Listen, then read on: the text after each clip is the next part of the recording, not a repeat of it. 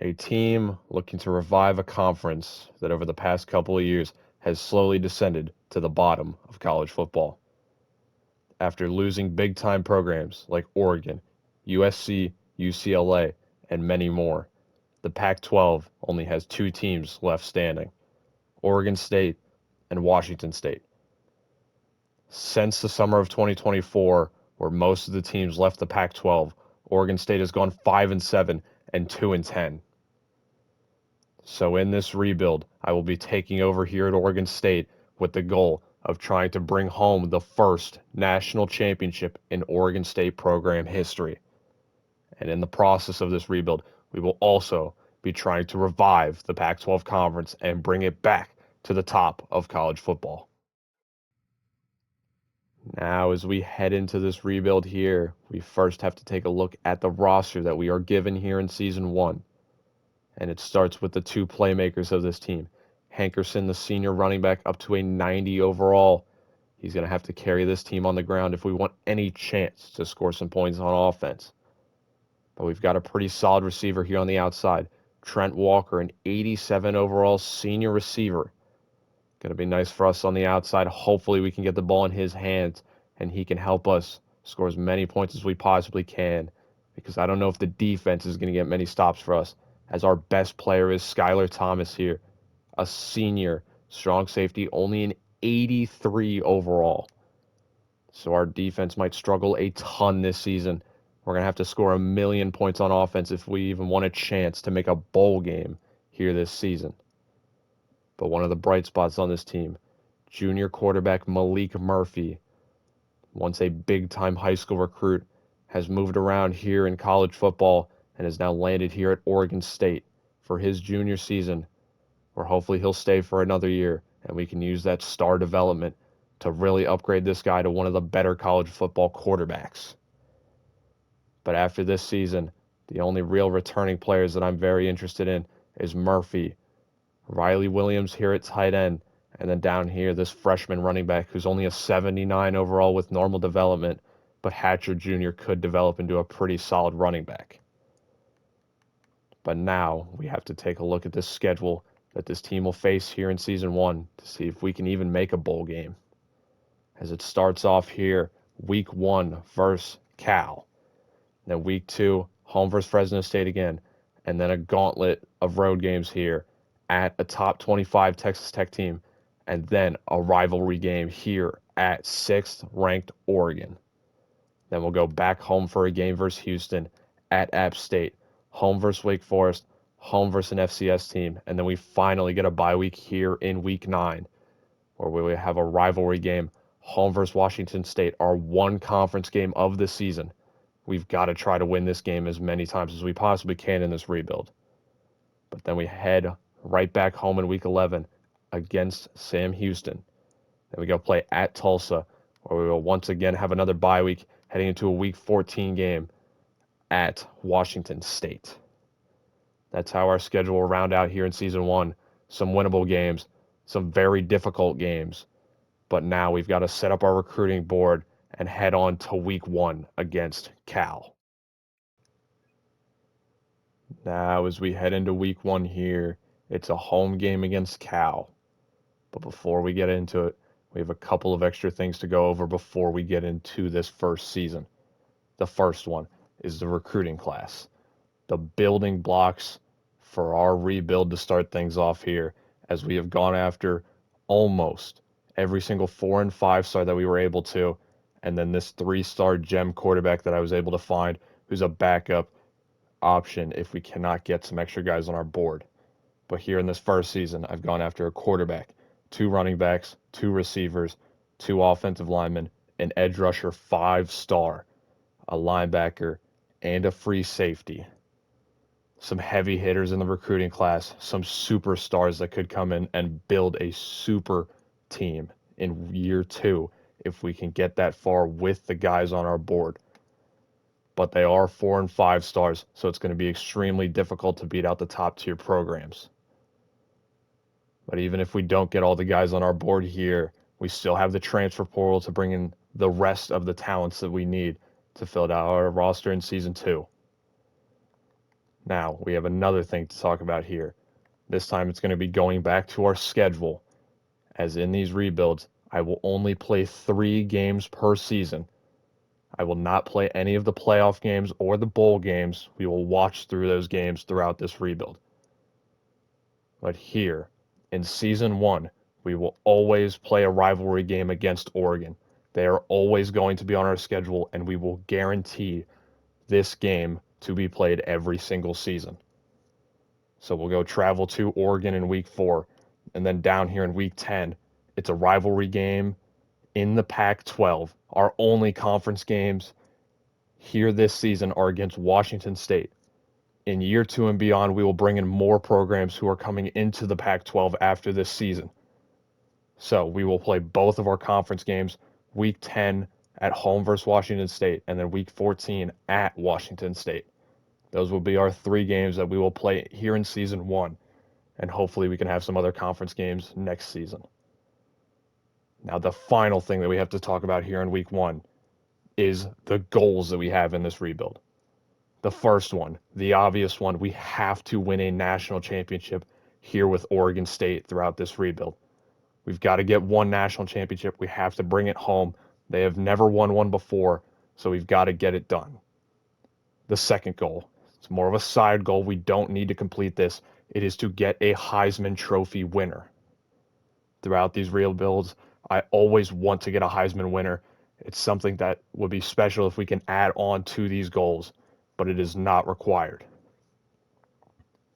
However, there is a restriction for this rebuild. We are keeping this rebuild to only 6 total seasons.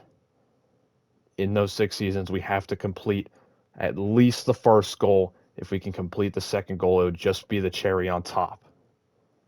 So now we are going to sim on to the Oregon game, where we will jump in and play against the Oregon Ducks.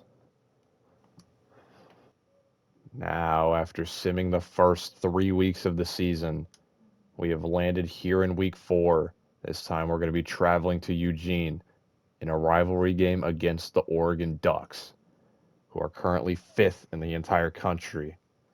But unfortunately for us, we have taken 2 losses in the past 3 weeks, as in week 1 we would get demolished by Cal. But then we would turn it right back around next week and get a nice 4-point win against Fresno State.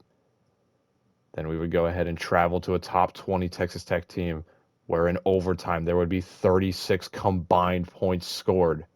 But unfortunately, we ended on the wrong side of the stick, as we would give up 19 points in overtime and lose 43-41. But maybe scoring all those points in overtime can give us some momentum here heading into this Oregon game, because we're really going to need it. We're at a huge disadvantage when it comes to the power of our team compared to Oregon's. But now we've got to jump in here. Our first game that we get to jump into in this rebuild, a rivalry game at the Oregon Ducks. Our first game of the rebuild here.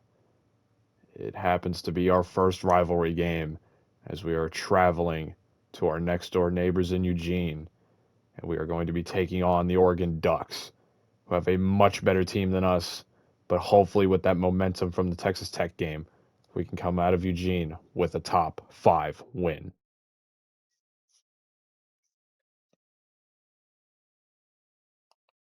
Oregon on first down targeted the freshman DeCorian Moore, but it was dropped. And here on 2nd and 10, they're going to go to the run for the first time, as Whittington's got a hole up the middle.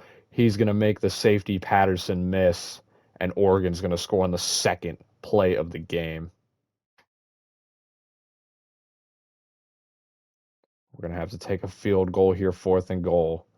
A ton of pressure here to make this a 4-point game, and it's good.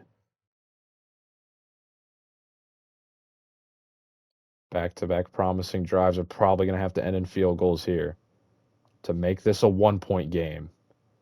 It's close. Does it have enough to squeak in, and it doinks in? 3rd and 4 here. We need to convert this first down. So we're going to hand it off to Hankerson. Look for space on the outside. We get a block. We're cutting it all the way to the left side. Hankerson inside the 10, and we're going to find the end zone as we're likely going to take a 2-point to try and make it a 7-point game. Here on 4th and goal, Oregon is going to go for it. It's going to be a run with Whittington. Whittington's pushing forward, and he breaks a tackle and jumps off another man. And Oregon's going to take the lead back here once again. 2nd and 5 here. 45 seconds left in the first half. Oregon's going to go back to Whittington on the ground. He's going to find space on the outside. Does our safety have enough speed? And no, he doesn't. As Oregon has scored 3 touchdowns here in the first half to take a 21-12 lead. With 1 second left here in the first half, there's no point of punting it off. So we'll just go with a run, try and stat pad here with Hankerson. Hankerson's off to the run. There's no way Oregon is allowed a last-second touchdown to Hankerson. 3rd and 8 here. After 2 rushes from Hankerson that went almost nowhere. We're going to have to rely on the pass here. We're hit at the line. It's intercepted by Oregon, and it's a touchdown as they're going to get a pick 6 to start this half.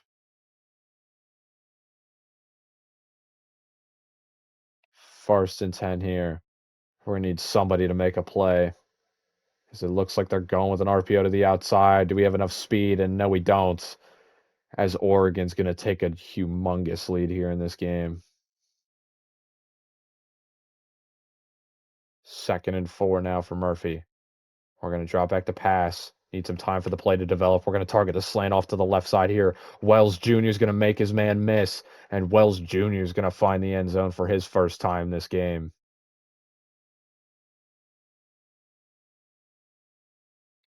3rd and goal. We're going to send some pressure here against Oregon. See if they go back to the ground here. It looks like that's exactly what they're going to do. But Whittington's going to find a hole on the left side, and he's in for his 3rd touchdown of the game. Malik Benson gets Oregon back inside the red zone here at the 5 as they're looking to score immediately after our turnover. They're going up the middle here with Whittington. And I said it was his 3rd touchdown last time, but it was actually his 4th. And this is his 5th. 1st and goal for Oregon. Looking for their 8th touchdown of the game. My men versus their men up the middle. They're actually going to fake it. They're going to go to Sadiq instead. And Oregon finds their 8th touchdown of the game. We're trying to get back to the ball here for one final play in this game. Inside the Oregon 20 here. We're waiting for something to open up. We could have tried to target someone in the end zone, but that doesn't matter. That will end the game. And even though we had a 250-yard plus performance from Hankerson as he found his way into the end zone 3 times, it wasn't enough to stop Noah Whittington's 5 touchdown performance and Oregon putting up 8 total touchdowns of their own. Unfortunately, in season 1, it looks like the rivalry game is going to go to the Ducks, but we look to change that next year. And now we're going to head on to our first conference game of the season against Washington State. Now, after that very tough loss in Eugene against the Oregon Ducks a couple weeks ago, we have simmed here to week 10, where we're taking on our first conference opponent, our only conference opponent this season, as it's the 2-6 Washington State Cougars. But unfortunately for us, we are also 2-6, as we have only won 1 game after that Oregon game, where we would lose by 1 point to Houston, 10 points to App State, 7 points to Wake Forest, and then get our first win since week 2 against Fresno State. It would be in a week 8 against an FCS team, but it was only by 14 points. Now, coming off a bye week, we're heading into this conference game against Washington State, where we need a win because we have multiple recruits on visit. But lucky enough for us, we have already landed 2 recruits. This 3-star gem who I'm hoping can take over for Malik Murphy, because I don't expect him to stay after this poor performance from us this season. We've also landed this 4-star receiver, gem receiver as well, who we took from Washington State, our conference opponent. So that's huge in 2 different ways for us. But we've got 2 4-star running backs, 1 holiday here. A gem 4-star running back is on visit this week. And then we've got some extra guys down here who have us very high on our board. And even this 5-star edge rusher is on visit with us this week as well. And we're trying to get back into this recruiting battle with this 5-star linebacker athlete as well. So it's an all right start for us. We weren't expecting much from this recruiting class, going after only 4 and 5 stars. But we're looking to make a huge splash in the transfer portal. But the only way to get there is by jumping into this game here and playing our first conference game of this rebuild here against Washington State.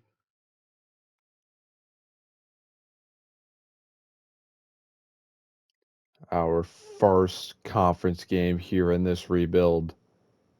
One of 2 conference games here in season 1. Our first of 2 games here against Washington State.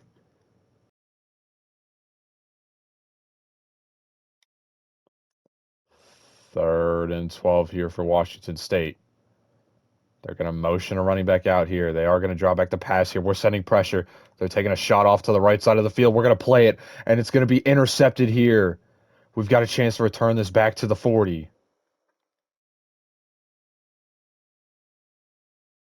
The first turnover of the game happens on the first drive of the game.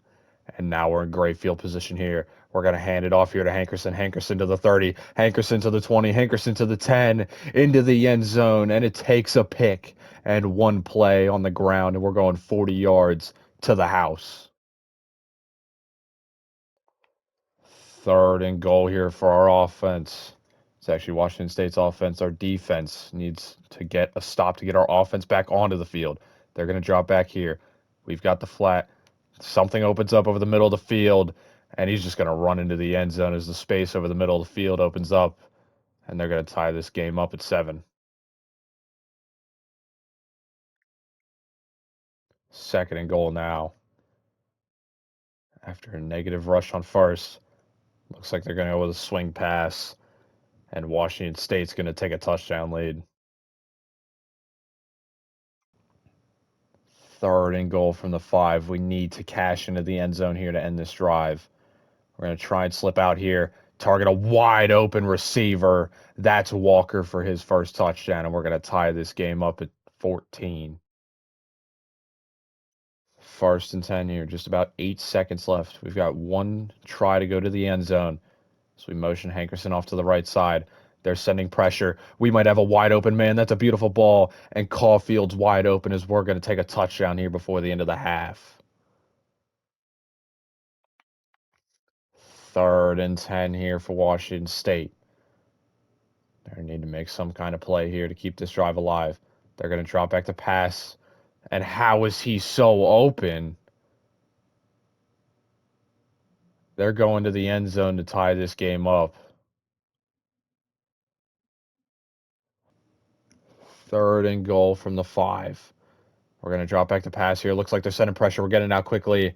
And we're going to find the end zone here to take our lead right back. 4th and 1.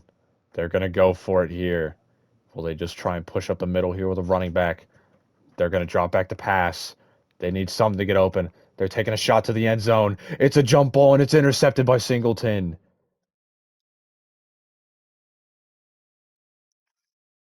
Washington State's all out of timeouts here. 3rd and goal. Right up the chute. Hankerson's got a hole on the left side. He's into the end zone, and this game is all but over as we're going to take a 14-point lead. A pretty solid conference game to start off season 1. But we're going to come out on top with a 35-21 win. A great win from us. We scored a touchdown in every single quarter, and that should be huge for the 2 recruits that we had on visit. Hopefully we can land at least 1 this week. Now, after our first conference win of the season and our first conference game of this rebuild against Washington State, we've simmed on to the 2nd game against them this season here in week 14. And after that win, we would end up getting a win and a loss, as we would win the very next week, putting up 56 points against Sam Houston at home, but then we would travel to Tulsa, where we would lose by 2 touchdowns. And then after a bye week, we are now heading into this game with some big recruiting implications, as we don't have anybody on visit, as we're taking a trip to Washington State, but we have landed a ton of recruits. Unfortunately, Holiday is going to have to get off our board, but we've landed this four-star running back, four-star receiver, four-star offensive lineman, and this four-star linebacker all in the past couple of weeks, as we're still looking for this five-star edge rusher, but Iowa State's making a last-minute push, and they could steal him from us. And this five-star linebacker, we just keep losing the playing style on him. But we could try and get back into this battle. But now we're looking for our fifth win on the season. Unfortunately, it won't give us bowl eligibility, but it's bragging rights to get our second conference win on the season and having some momentum as we head into off-season recruiting. So now we're going to jump in here and see if we can get our second conference win here against Washington State.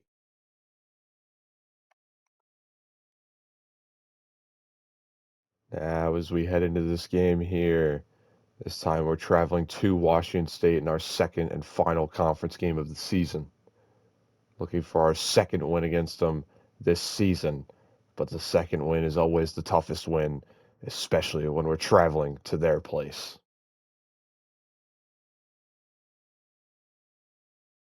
We'll come out here 3rd and 4, needing to convert to keep this drive alive, and we might have it here, but it's thrown over the middle. It's going to be intercepted. That definitely could have been called pass interference, but it looks like they are going to return this for a pick six.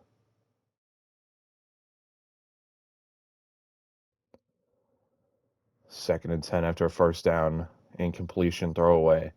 We're going to drop back the pass here. Target the tight end. It's a wide open Bowers, and we're into the end zone to tie this game. Back up at 7. Washington State will bring out the field goal unit here to give them a 3-point lead. First and goal here. We could try and change the play up here as I'm seeing a wide open Walker on the left side. We're going to drop back. He gets covered up quickly. We're going to scramble out here with Murphy. Murphy inside the 5, inside the end zone, and we're going to take the lead here. 3rd and goal. Looking for the end zone here after the turnover from Washington State. We're going to go with a run here with Hankerson. He's finding the end zone, finding the red grass, and we are going to take a 2-touchdown lead. With 12 seconds left here, Washington State needs to find the end zone. They are going to drop back to pass here. Time's running out. He's going to the back of the end zone, and he's still going to find his touchdown as this game goes back to one score.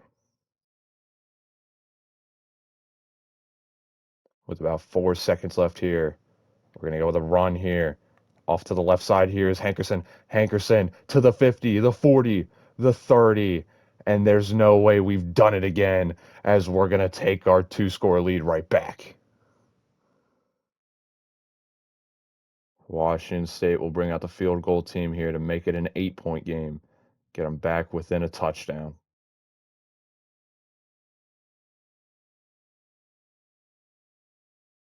First and 10 from the 50. Going with a run here up the middle. Hankerson. He's got a hole. He's got a lane. And it's another breakaway touchdown for Hankerson as we're going to take a 2-touchdown lead.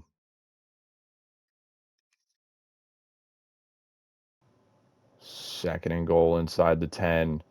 Looking for the end zone here to put this game away as we're waiting. Taking a shot into the end zone. It's a touchdown, and Washington State's fate has been sealed. 2nd and 8 here for Washington State. We're going to send some pressure. So it looks like they're going with an RPO to the outside here. We just airmailed every single tackle. There's one man left to catch him, but Thomas can't get there. And Washington State responds with a touchdown. Now, as we come out here to take a knee, this game will wrap up and be done with a solid 14-point win to end our season, putting up 41 points and scoring a touchdown in every quarter. Once again, is a huge step for us, as Hankerson's final game will go for over 270 yards and 3 touchdowns. Hopefully, is a great NFL career. But now the games in season 1 are over with, so now we have to head into the transfer portal. Now, after our second conference win on the season to end our season, we have simmed on here to the transfer portal, the very first week, where we only have 6 high school recruits who have committed so far. So that leaves 29 transfers that we are trying to bring in here. And it starts basically balanced at every single position, as we have 2 quarterbacks, 2 running backs. The only 4-star here is Wayshawn Parker from Utah. I'm trying to land a superstar running back to replace Hankerson after he went off to the NFL. So maybe we can land the 4-star from Utah. We also have 2 receivers, a ton of offensive line help, 2 edge rushers, 2 defensive tackles, a ton of linebackers, 2 corners, and then to round out our board is a ton of safety help. I don't think this will be enough to fill out every single position on our team, but we just need to bring in bodies who can play for us next season. So now we are going to sim to the final week of off-season recruiting, the final week of the transfer portal, where we'll see how our class will fill out. Now, after 4 weeks of off-season recruiting, we have landed a class of 34 total recruits. Unfortunately, in the very last week of off-season recruiting, we ended up losing a 3-star safety. So that leaves us here with 6 high school prospects and 28 total transfer portal players. And it starts off with 2 quarterbacks, 2 running backs, and we ended up changing the 4-star running back to Bo Jackson. Wayshawn Parker would lock us out after the first week, but Bo Jackson had 0 offers, so I just went in for him, and he should be fantastic for us next season. We also landed 2 receivers, a ton of offensive line help, 2 edge rushers, 2 defensive tackles, a ton of linebacker help, 2 corners, 2 free safeties, and 2 strong safeties. And this class would help us land inside the top 35 here at 34 with 6 4-stars and 28 3-stars. Much better than our conference opponent in Washington State, who only had 12 total players come into their program. But now we've got to upgrade this team and head on to season 2.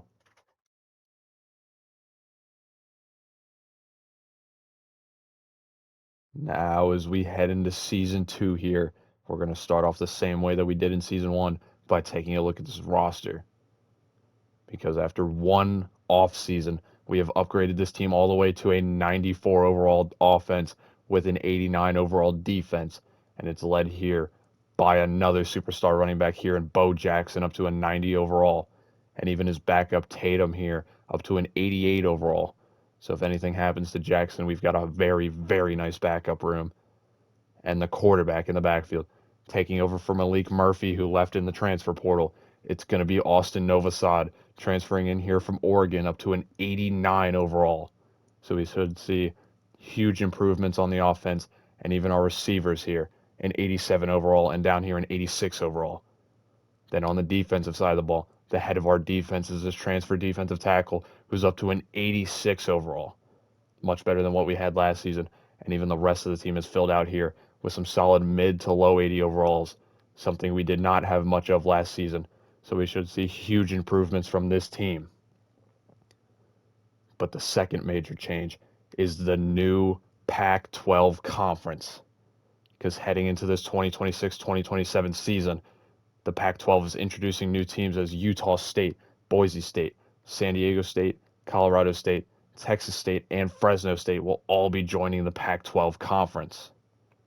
So I have moved them here to our conference, and that creates a brand new schedule for us. As in week 1, we will be taking our talents to Houston and then heading back home for a top 15 matchup against Texas Tech, where we see our first new conference game here at San Diego State in week 3. Then we come back home for an FCS team. Then we travel to Hawaii heading into our first bye week of the season, where we will then travel to the national champions, the Oregon Ducks, in a rivalry game in week 7. Then we go to Texas State, home versus Utah State, home versus Fresno State, at Boise State, home versus Colorado State, and then our final rivalry game here will be at Washington State. And now with the brand new Pac-12 conference, we will have a Pac-12 championship game. So hopefully this team's good enough to make it there, and we can watch it in week 15. But now with that being said, we've got to set up our recruiting board and take our first look at the 2026 season in week 1, where we will check out our recruiting board and then play the game against Houston. Now, as we head into week one here, we're going to be traveling to Houston, but before take a look at that, we're going to get into this recruiting class as we have the same exact strategy as what we did last year. Only 4 and 5 stars, just trying to get the best high school players in this class. As we're starting with a running back, a tight end, a ton of offensive linemen, three to be exact, a defensive tackle, a linebacker, a corner, and a free safety. A pretty balanced class. Nothing too special with this class. Just trying to land as many high school talents that we can who can bring in and become an immediate impact. Now, the other thing we have to talk about is who we're going to be playing in this season. As I said last week that we'd be playing this game against Houston, but I actually want to switch that up and play against this top 15 Texas Tech team at home. Maybe that home game could be a big boost for us, and we can even get inside the top 25 with this win. The second game we'll be playing is a rivalry game at home against previous year's national champions. It's going to be first-ranked Oregon at home once again. So maybe this could be an upset matchup that we're looking for this season. And then the final game is going to be at Washington State. Going to play this game every year. They were the opponent in the Pac-12 that we had in the first season, so might as well keep the rivalry alive.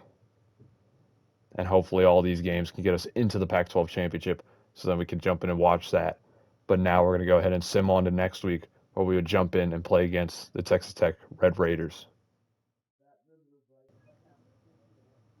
Now heading into week 2 here, after we just simmed through 1 week, we would end up getting a pretty nice and convincing 17-point win at Houston. A nice 31-14 win. Nothing to be too excited about, but I'm pretty happy and pretty optimistic for what this team can do this season. But now we have our toughest opponent so far. It's going to be a top 15 Texas Tech team. So now with our new look team, we're going to go ahead and jump in here and see if we can get a top 15 win here in week 2 of the second season.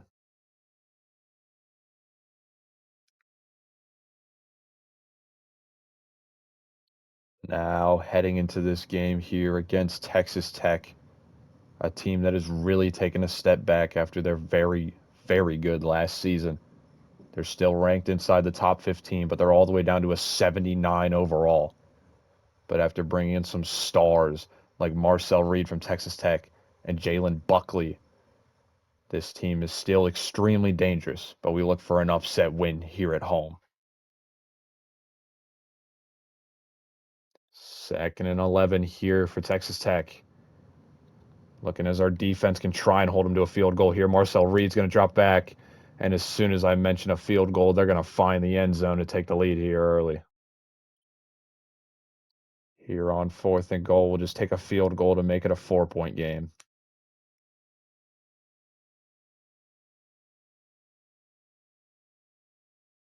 Bo Jackson for 9 yards on first.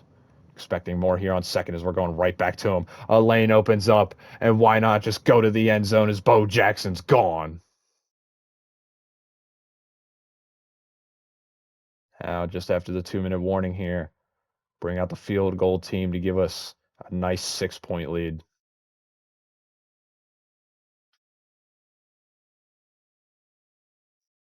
Just over 60 seconds left here in the first half. Texas Tech's dropping back. They're going over the middle of the field, and we could have intercepted that. But an unfortunate animation, and Texas Tech's going to take the lead right back. Here with about 4 seconds left, we'll bring out the field goal unit to give us our lead back right before half.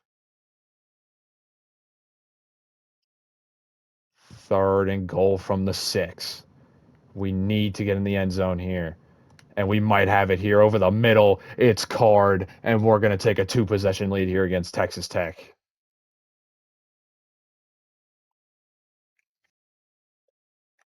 1st and goal. Somebody's got to make a play here to keep Texas Tech out. They're going to go with Buckley, and it doesn't even matter anymore, as Buckley's going to get Texas Tech that much closer. 3rd and 7 here for Texas Tech. We're going to send some pressure. They're going to drop back to pass. They're looking for some to get open. They're going underneath, and it's going to be intercepted by Glasper.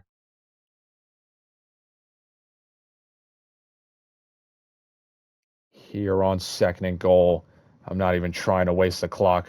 I just want points in the end zone, up the middle, Bo Jackson, and that will send Texas Tech home with the L. First and 10 here for Texas Tech. We gave them a chance by scoring the touchdown. Will they take advantage? It's going to be a screen here to Hudson. Hudson's going to juke the ref. Hudson's going to keep on going. And Hudson on the first play is going to go to the end zone, and Texas Tech might have a chance.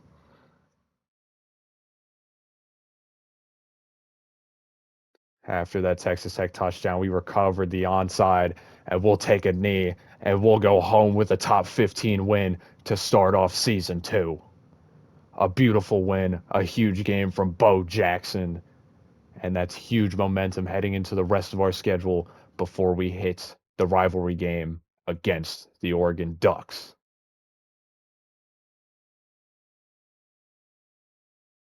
Now, after a ranked win in week 2 against Texas Tech, we have simmed here to week 7, where we are playing against the defending national champions in a rivalry game.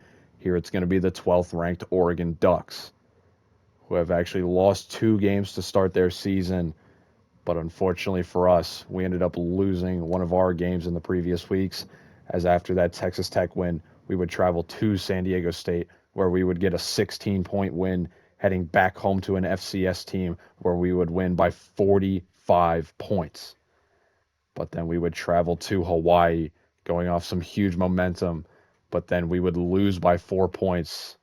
So now coming out of our bye week here, we're going to be traveling back home to play against our rival, the Oregon Ducks, who have struggled themselves now, losing 2 games to start their season.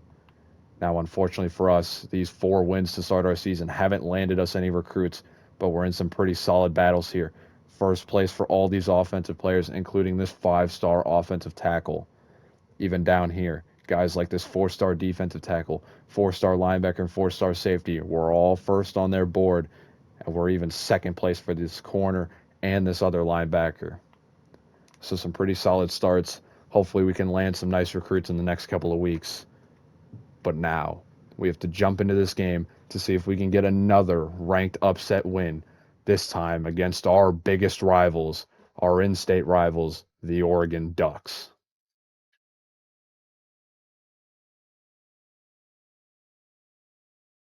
Now, as we head into this game here against our in-state rival, the Oregon Ducks, this is a huge game for us, a game that could really be a turning point in this rivalry matchup, as Oregon has dominated us in the past couple of games and even in season 1. But with a win here, we could really make things turn around. It's also a very important game for our starting quarterback, Austin Novosad, as he just transferred into Oregon State from Oregon. So we're looking to get him a win. 3rd and goal. We might have about 3/4 of a foot here as we're going back to Tatum. Tatum's first touch of the game. He's into the end zone, and we're going to take the first lead of the game. Here on 4th down, Oregon will bring out the field goal team to try and get them 3 points back. And it's through. 3rd and 10 here for Oregon. Not the start to the drive that they were looking for, but they've been pretty solid here on 3rd downs in this game. Hannon dropping back, waiting for some to open up. We need to get to him, and it's going to be intercepted by Howard. Howard's going to break a tackle.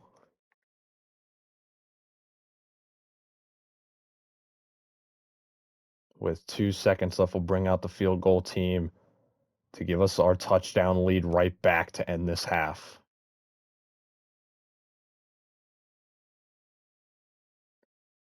2nd and 9, going back to the run. Hughes juking. Hughes. Oh my gosh, what a play as he's going to the end zone to tie this game up.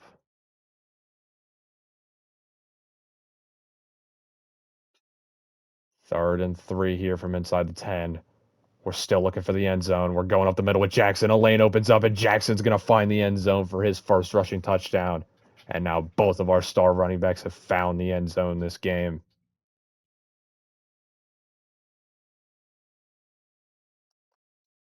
Here on 4th and 3, we're going to take a field goal to take a 2-possession lead. It's up, and we've got a 10-point lead. Here on 4th and goal, it might not be the right thing to go for a QB sneak. We could just take 3 points, but I want to pin Oregon inside the 1 or get the touchdown. Novosad's going to find the end zone instead, and we might have just taken down another top 15 team as the defending champions. Oregon is now down by 17 points. And that will be the end of the game. We are going to take down another top 15 team in a legacy game for Austin Novosad. A fantastic game from our 2-star running backs, Bo Jackson, as he went for just under 180 yards rushing, and his backup Tatum had a touchdown of his own.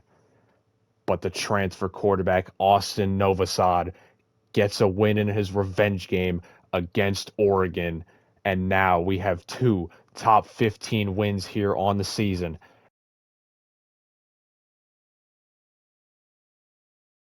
Now, after beating our in-state rivals, the Oregon Ducks, a couple weeks ago, we have simmed here to the final regular season game where we will be taking on the Washington State Cougars once again. And after that Oregon game, we have not lost a game since then, as we would travel to Texas State, get a nice 7-point win, and then blow out Utah State at home, get a solid 18-point win at home versus Fresno State, and then go to the conference leaders, Boise State, at the time, and blow the doors off them, giving them their first conference loss of the season, where we would head back home and get another blowout against Colorado State. Now heading into this game where we could win the conference and take the #1 seed in the conference heading into the Pac-12 championship game if we can get a win here against Washington State. But the wins in the past couple of weeks in conference play have also landed us a ton of recruits, as we have landed most of the guys on our board, including this 4-star running back, 4-star tight end, 2 4-star right tackles, a 4-star defensive tackle, a 4-star linebacker, and this 4-star free safety. But we've still got 2 guys on our board. This 4-star corner here who we're going to fight LSU and Duke for at the moment. And then this 5-star right tackle who unfortunately Alabama's going to take the lead on and probably take away from us. But it's okay. We can still make improvements in the transfer portal just like we did here this season. But the big thing right now is we're looking for our 7th and final conference win here in the regular season. And we're also looking to finish our regular season 11-1. So we're going to go ahead and jump in here and play our final game of the season here against Washington State.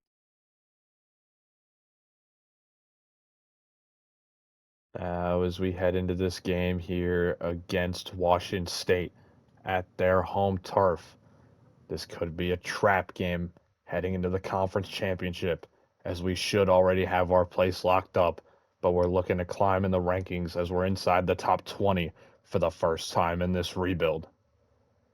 But the ultimate goal is to come here to Washington State and end our season 11-1.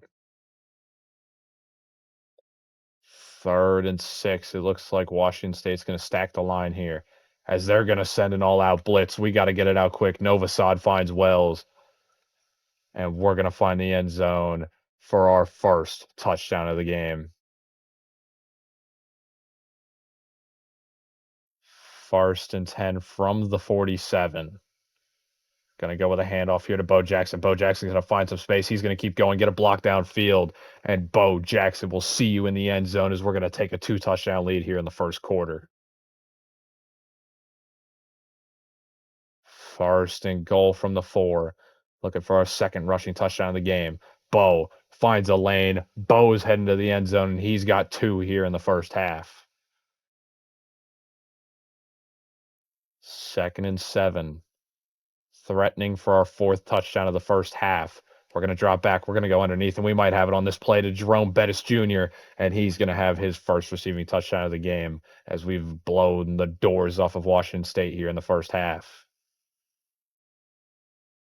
Here on 4th and 2, we'll bring out the field goal team to give us 31 points in the first half.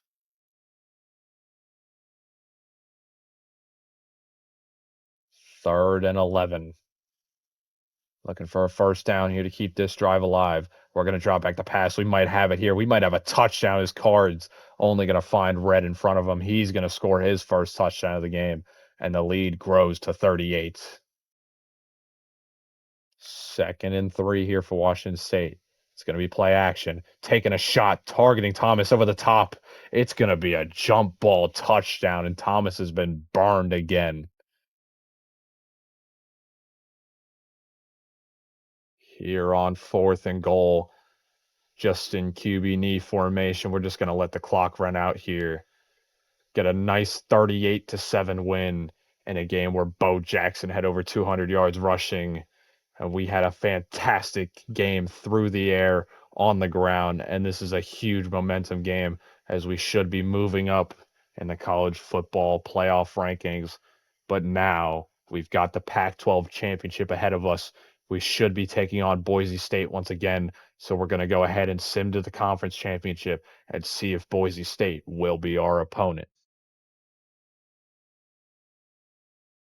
Now, after getting that win against Washington State in our final game of the season, we have simmed on here to the opponent that I expected to be playing. A now top 25 team here in 10-2 Boise State, a team that we beat earlier in the season. Their one conference loss is against us, but now we're in a neutral site, so anything can happen here. So now we've got to jump into this game here and see if we can keep our top 25 position and get a win here in the Pac-12 championship. Now heading into the Pac-12 championship here, our first chance to get a conference trophy in a game this season, as we won the Pac-12 last season, but there was no championship game as there was only 2 teams in the conference. But now it's going to be a newcomer who we're taking on here with a chance at getting the final bid into the college football playoffs. Now we'll jump in here. 1st and goal from the 8 for our offense in a current 28-28 tie. Novosad dropping back, looking for the end zone on the first play, and we're going to take our first lead of the game here with a 35-28 lead. A huge touchdown for us. Novosad to Bowers. And after losing, we were down this entire game heading into the 4th quarter, but a game-tying touchdown and a 2-point conversion tied us up at 28. And this PAT makes it 35-28 as we have our first lead here with 2 minutes and 26 seconds left. Like I said, this is our first lead of the game. We were down 28-20 heading into this 4th quarter, but then on our first drive of the 4th quarter, we had a touchdown and then a 2-point conversion to tie it up. And after a punt and a touchdown from us, Boise State will come out here 1st and 10 from the 21. They're going to start with a handoff off to the right side. He's got a lot of running room as he's already across the 35, and then he gets shoved down. We'll likely hit the 2-minute warning here, as that's what we'll do. And now coming out of the 2-minute warning here, 3 timeouts in Boise's pocket. Might have to use him here late as their season's on the line here. Dropping back, and he's going down as it's going to be Hill in his face, taking him down for his first sack of the game. And Boise absolutely did not need that, as now they'll be forced to go with 2nd and 17 here. They're dropping back to pass. They're likely looking downfield here. They're going to find a 15-yard in as they're going to take their first timeout. 3rd and 6 here for Boise. Dropping back to pass once again. He's got a ton of time. He doesn't even have to move. He's going underneath, but it's going to be held short. 4th and 2. Hurry up offense goes Boise as they don't even want to use any of their timeouts here. Dropping back to pass. Looking over the middle of the field, and it's intercepted. That could have just sealed the game. A turnover for Boise, their first of the game. And that was the worst possible moment for that pick. As now on 1st and 10, it's Bo, but oh my goodness, he's going backwards. A huge loss as Boise takes a timeout. 3 yards back we go. 2nd and 13. Going to need somebody to come up huge here. It's going to be Novosad. Novosad dumping it out quickly to the logo. That's Boise's final timeout here in the Pac-12 championship. 3rd and 4. A first down wins the game. A 4th down punt gives Boise a chance. And we might have just found our first down. It's converted. Austin Novosad has done it. And here on 1st and 10, we've got a QB knee formation to end the game. Novosad's knee goes down, and somehow, some way, we make a huge comeback, and we are going to win the Pac-12, win the championship game, and hopefully, with this win and a possible Tulane loss, we can find our way into the 12th seed of the college football playoffs. Now, after getting a huge win against Boise State in the Pac-12 championship, we have made the college football playoffs. The only way we were going to make it is if we won. And at the time, 11-1 Tulane lost against UAB in their American championship. And if you look behind us at 15, at number 16, Tulane is now 11-2. They ended up falling to UAB, who's now ranked. And now, with that loss, we have made the college football playoffs, but I don't know how well it's going to go. We're going against 5th ranked 12-1 Texas Tech, who didn't lose a single conference game this season. So we're going to need a huge game from Jackson, a huge game from Novosad, and a fantastic defensive performance if we even want a chance against Texas Tech. So now we've got to jump in here and see if we can get the upset win of the season against our 3rd top 15 team here in Texas Tech. Now heading into the first round of the college football playoff.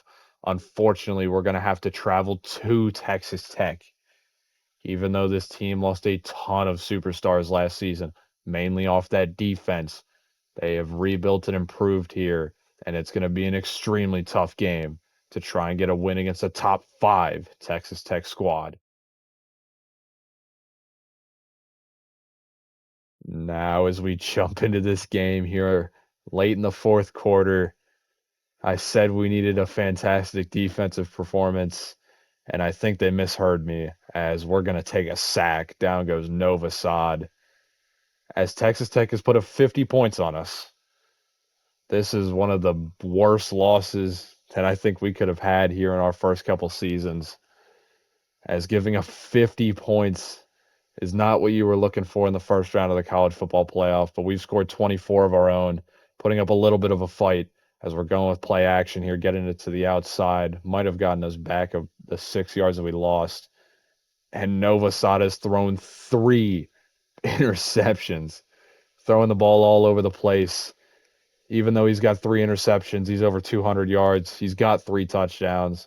So it's an all right performance. He's not a senior, so he will be returning. Hopefully, he can only improve as he's going to drop back here once again after the 2-minute warning. And you've got to watch out as that's the 4th sack of the game for this Texas Tech defense. We're going to have to bring out the punt team. Will they just try and run this clock out, or will they go for 57? They're going to go with a return here. They're going to be just shy of their logo. And with just under 90 seconds left, their offense will come out here. Don't know what they're going for here. It's going to be a handoff. He's going to find some space here on the left side. He's going to go for 5. Jalen Buckley. I forgot to mention this team, this Texas Tech team, their only loss on the season was to us in week 2. I didn't even think about that heading into this game. But like I said last season against Washington State, even though we won both those games, it's hard to beat a team twice as they're going to find a first down there. That's going to end our game. The clock's going to run to double zeros. And that's a way to end your season. Even though we beat Texas Tech earlier in the season, putting up 40 points between the 2nd and 3rd quarter and getting 3 touchdowns from Jalen Buckley, as Texas Tech is going to get the revenge and end our season.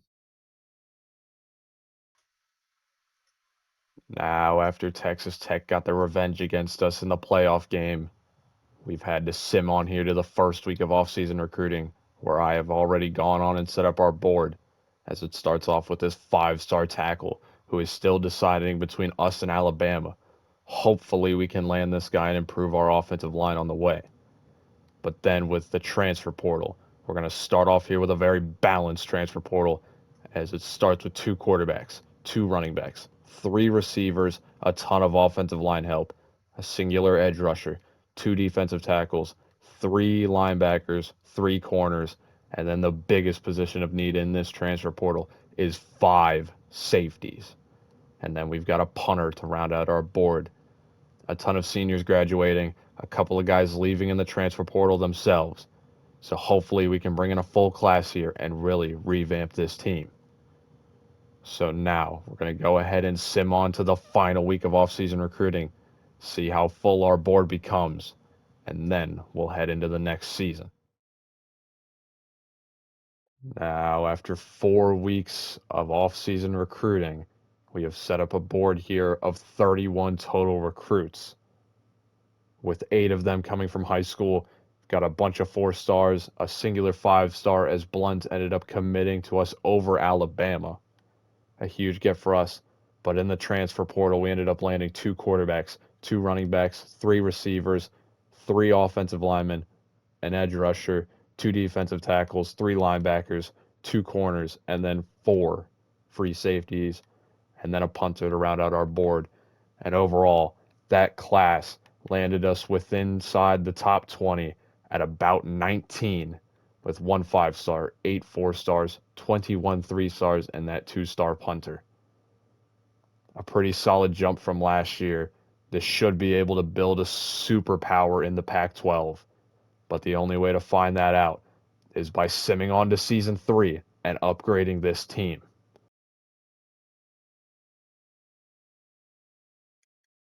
Now, as we head into season 3 here, we are currently ranked as a top 25 team in the entire country, currently ranked at number 21. And it is for great reason, as this team is up to a 99 overall and currently has the Heisman frontrunner.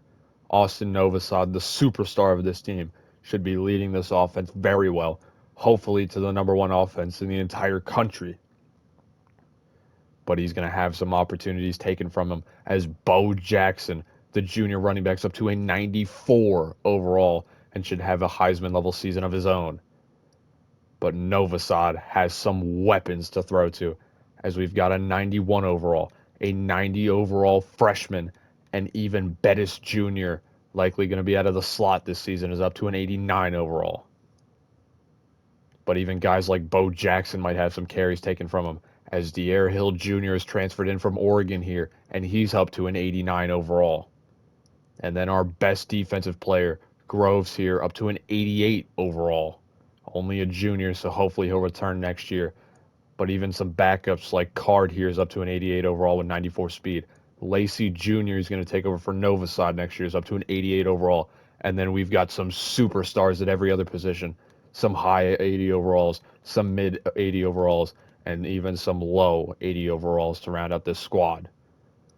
Feeling very confident in this team, but unfortunately for us, the schedule makers have given us a gauntlet out of conference schedule, as it starts easy in the first 2 weeks with an FCS school and then home versus New Mexico. But 3 of the craziest games coming up, as we have at Oregon, at BYU, and at 10th ranked Ole Miss. But if we can survive this out of conference with less than 2 losses, we have a bye week and then a pretty solid conference schedule. Home versus Texas State, at Utah State, home versus San Diego State, at Fresno State, home versus Boise State, at Colorado State, and then a home for our final rivalry game of the season. It's going to be against Washington State. So hopefully this schedule can lead us to the Pac-12 championship just a couple weeks after that game. A gauntlet schedule. Hopefully we can get through it and get inside the college football playoffs. But now we've got to set up the board here and then head into week 1. Now, as we head into week 1 here, a home game versus an FCS team, But now to start off this season, we got to take a look at recruiting once again, as we are only going after 4 and 5 stars once again, looking for some 5 stars to come into this program, looking for some 4-star gems. It starts off with a quarterback, a running back, a receiver, 4 offensive linemen, an edge rusher, a defensive tackle, 3 linebackers, and a safety to round out our board with a ton of guys down here who could join us later in the recruiting cycle. But now we're going to go ahead and sim on to the first game that we'll jump into and play this season. It's going to be our rivalry game against the Oregon Ducks. Now, after just simming a couple weeks here to week 3, we are a perfect 2-0, only moving up 1 spot in the rankings to number 20. But Oregon, after a 2-0 start, has bumped themselves inside the top 25. Now, before we jump into this game here, I want to go over one thing, as I forgot to mention in week 1, the games that we'll jump into. Obviously, we'll play the rivalry game at Oregon here in week 3, but then we're going to jump right back in a couple weeks later here in week 5 and play against the top 10 Ole Miss team, just to see if this team has what it takes to go win a couple playoff games here this season. But then after the bye week, we'll sim through the conference games until we reach week 13, the final game of the season, where we'll jump in and play our rivals, Washington State. Hopefully that can get us to the conference championship, hoping for a good season here, as now we're going to go ahead and jump in and play against our rivals, the Oregon Ducks.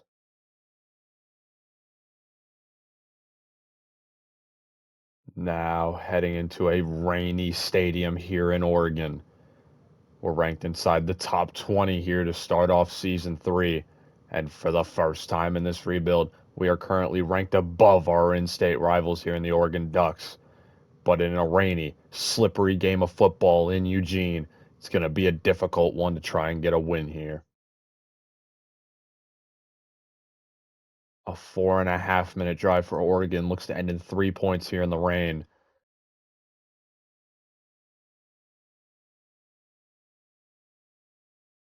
Here on 4th and 4, we'll bring out the field goal team to try and tie this game up at 3.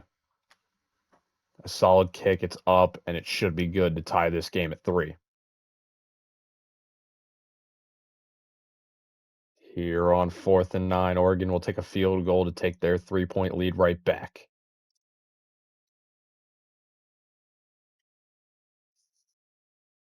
First and goal here for Oregon.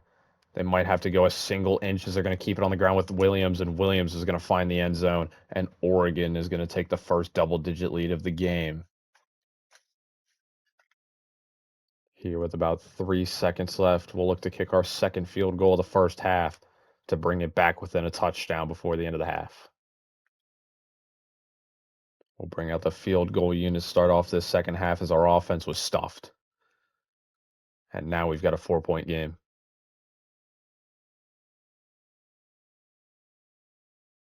Here on 4th and 9, Oregon will bring out the field goal unit to get the 3 points back that we scored to start this second half.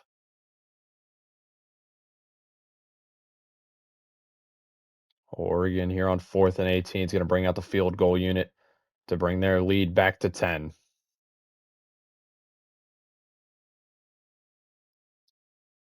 2nd and 15 after the sack. We're going to drop back to pass here. Go over the middle of the field. It's a wide open receiver. He's going all the way to the 50, the other 40. Can he go to the end zone here? Does he have enough speed? And that's a huge play for us as we are going to get our first touchdown of the game.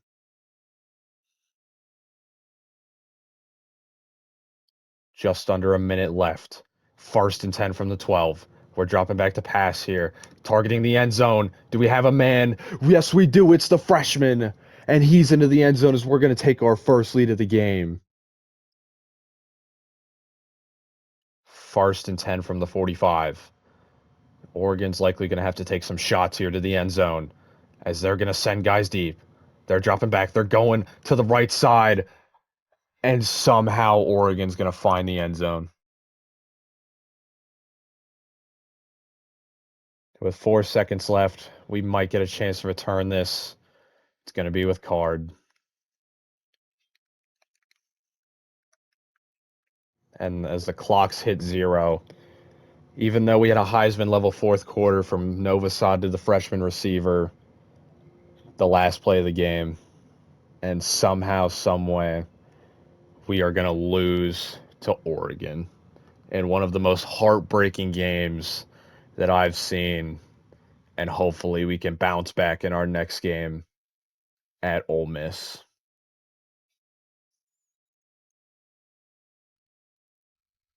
Now, heading into this week 5 matchup here at Ole Miss after our unfortunate loss to Oregon, we would bounce back the very next week and get a pretty nice win against BYU at their home turf.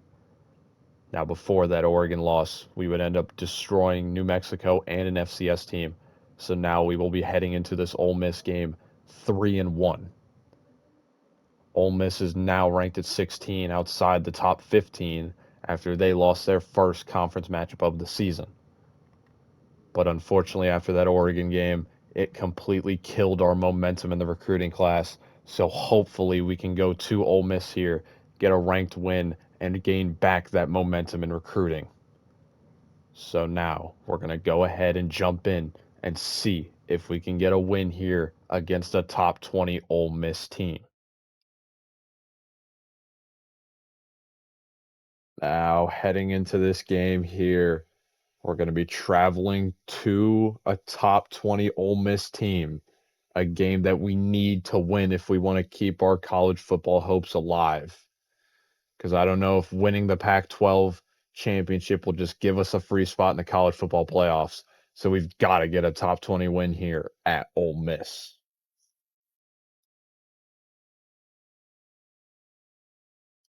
Here on 4th and 4, we'll bring out the field goal unit to give us the first 3 points of the game.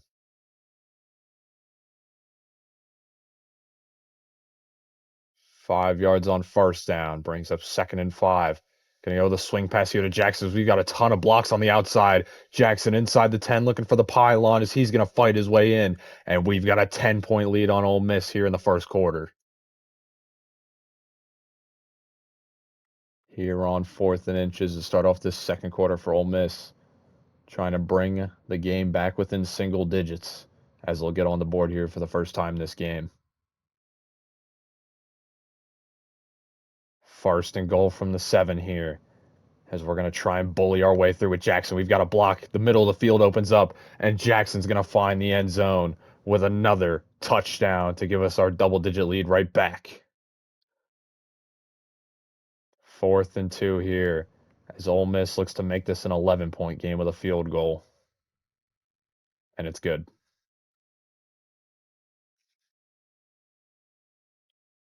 Ole Miss will bring out the field goal team to bring it within 8 points. Make it a touchdown game here, as it's good. 3rd and 4. Looking to find the end zone here, as we're going to go with play action. Drop back the pass, taking a shot to the end zone. Can we find him? Yes, we can. Bowers is going to get the first receiving touchdown of the game, and our lead is back to 2 touchdowns. 3rd and 4 here for Ole Miss. This would be huge for our defense if we can stop them here. Keep it a 2-touchdown lead as they're going to drop back the pass. They're going to take a shot to the middle of the end zone, and it's intercepted by Groves. A user lurk, and we're going to get the ball back.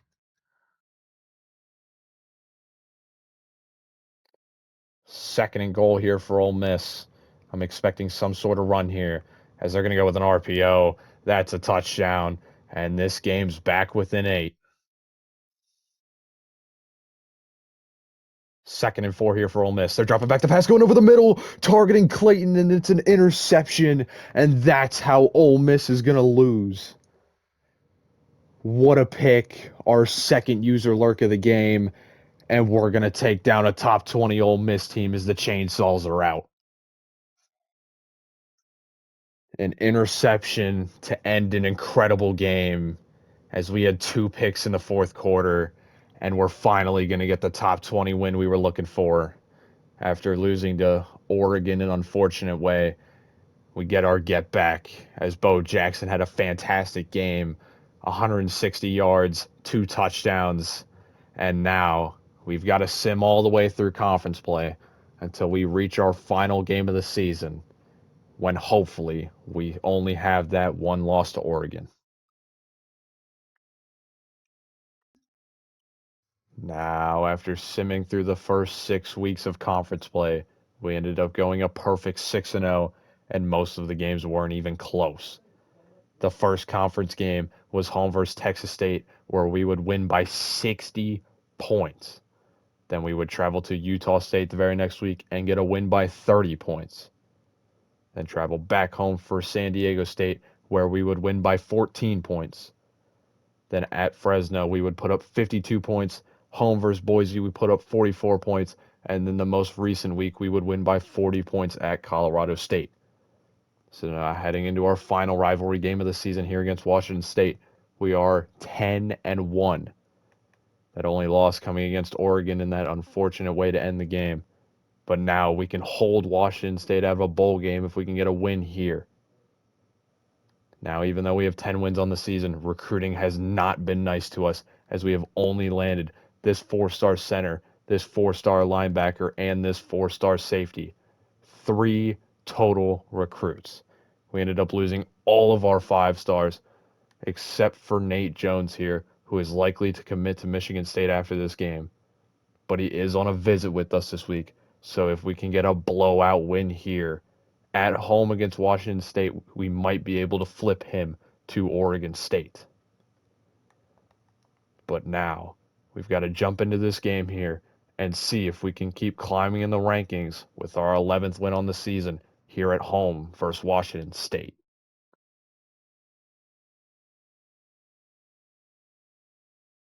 Now, as we head into this game here against Washington State, it's a home game. It's a game we need to win. So we're looking to blow them out here as we look to get our 11th win on the season.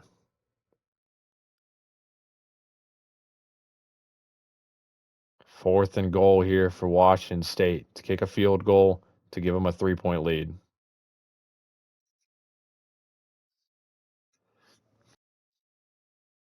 Our first chance to score a touchdown here in this game.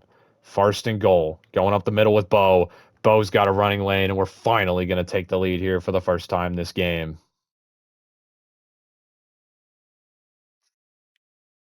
1st and goal from the 6.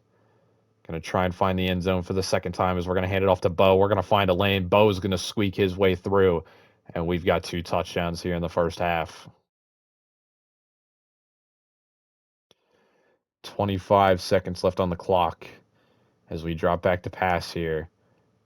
We've got a wide open tight end over the middle. That's a dot to Bowers, and we have now scored 3 touchdowns here in the first half.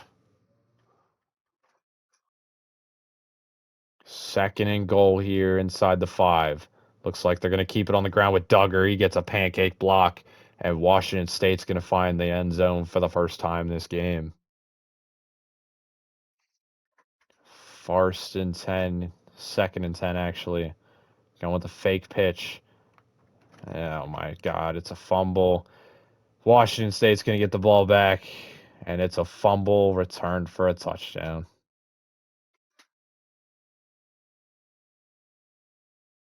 3rd and goal. We need to find the end zone here as we're going to drop back the pass, scramble out. Going to go with Novosad, trusting his legs on the ground. He's going to find the pylon. He's going to find the end zone, and we're going to take that touchdown right back. 1st and goal from the 5.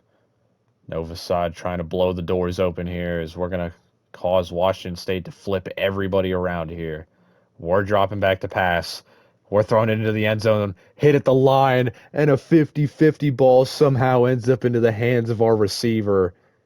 And we have blown the doors open here against Washington State. We'll come out here for the final play of the game. 4th and 8, we're going to have the game end on this play. But I want to see if we can get some extra yards here. So we're going to target the tight end that's thrown behind him. A bad ball. It's a turnover on downs, but that doesn't matter. The game is over. A pretty solid win to end our season. A pretty scrappy win. But that's the final conference win of the season as we are going to head into the Pac-12 championship game as we look to end conference play again. A perfect record of 8-0.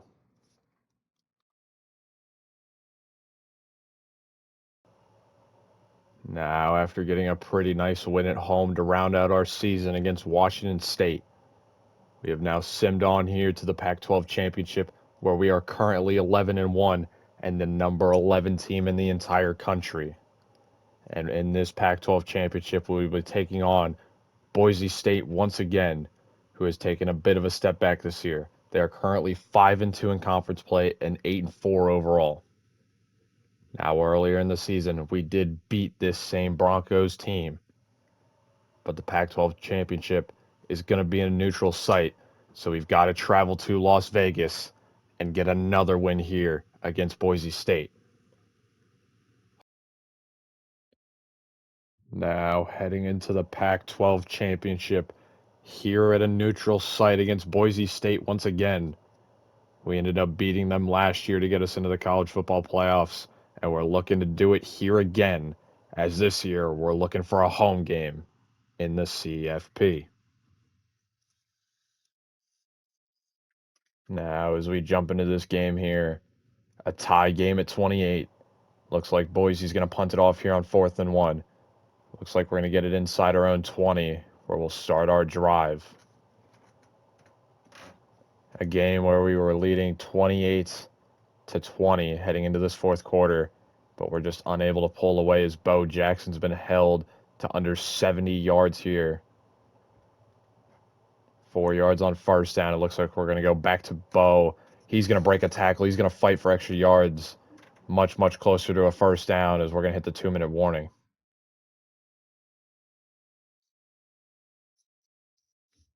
3rd and 1 here. Stacking the line as we're likely to go back to Bo here to the left side. It's going to be the right side. He's going to find the first.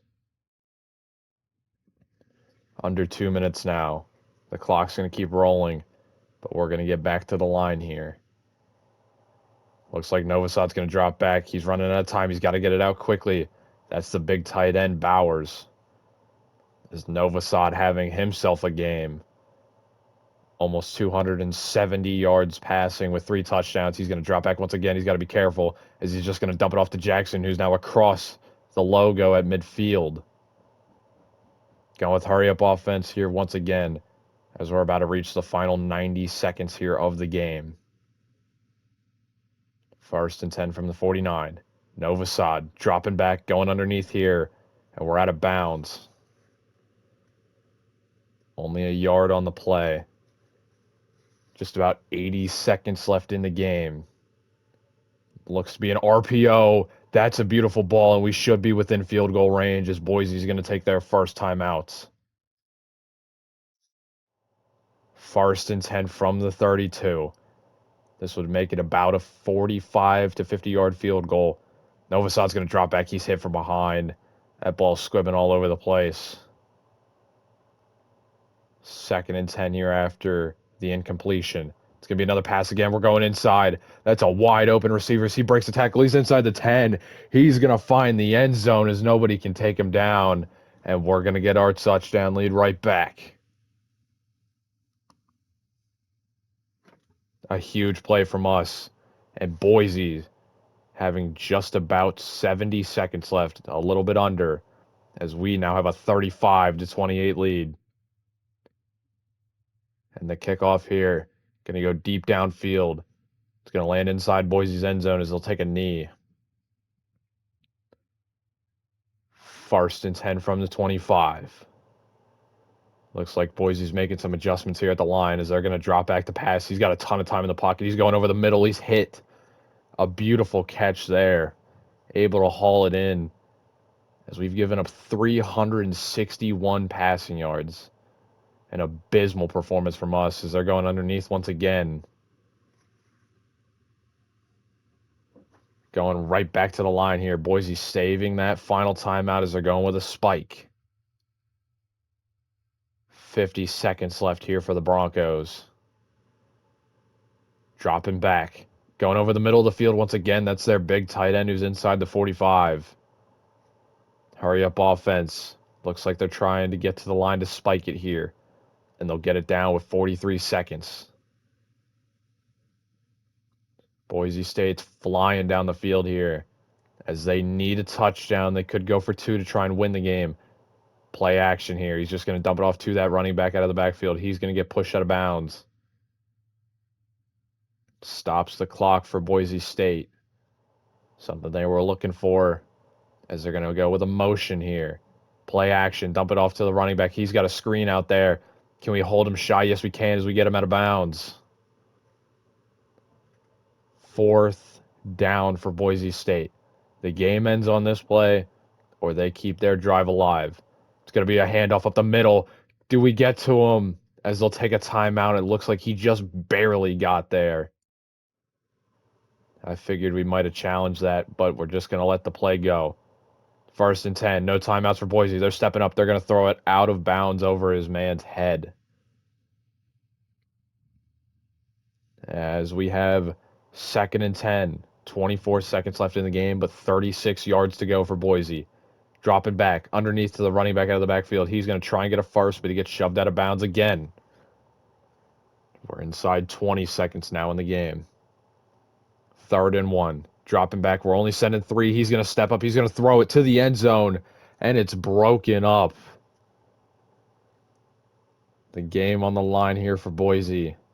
Usually in this kind of situation, they go for a QB sneak, but they might run out of time if they do. He's going to step up, though. He's going to throw it to the end zone. He's got a man, and Boise's going to score a touchdown. On 4th and inches, all we needed was a stop. And Boise's going to look to tie the game here as we take our first time out on the PAT. I don't know if that's going to rattle the kicker at all. The snap's down. We could have blocked that, but instead we just run into the kicker. That could have been a blocked PAT. Either way, the field goal, the PAT should be good. And we've got a tie game at 35 with 10 seconds left. Will we return this as it's out the back of the end zone? Looks like we're going to come up to the line here. Maybe just run it off with Bo, see if he can go to the end zone here with 10 seconds. Novosad, right to Bo. Bo is stuffed. And it looks like the clock's going to run out, and we've got overtime here in the Pac-12 championship. Now here to start off overtime. 1st and 10 from the 25 is our offense. We'll get a chance to score first. Novosad's got a ton of time. He's running out of time. You've got to get the ball out, as Boise's going to get a sack to start off overtime. Novosad just not getting the ball out in time. Takes a sack. He's going to drop back here once again. He's got to get it out. He's going to go to the sideline here. That's Card who's going to get most of those yards back. A solid start there. 3rd and 7 now. Going to need somebody to make a play as Novosad's dropping back once again. Going over the middle, and that could have been intercepted. We'll bring out the field goal team to make it a 3-point game. Give Boise State a chance to get the win. The kick is up, and we've got a 38-35 lead as Boise will now get a chance to go down and score.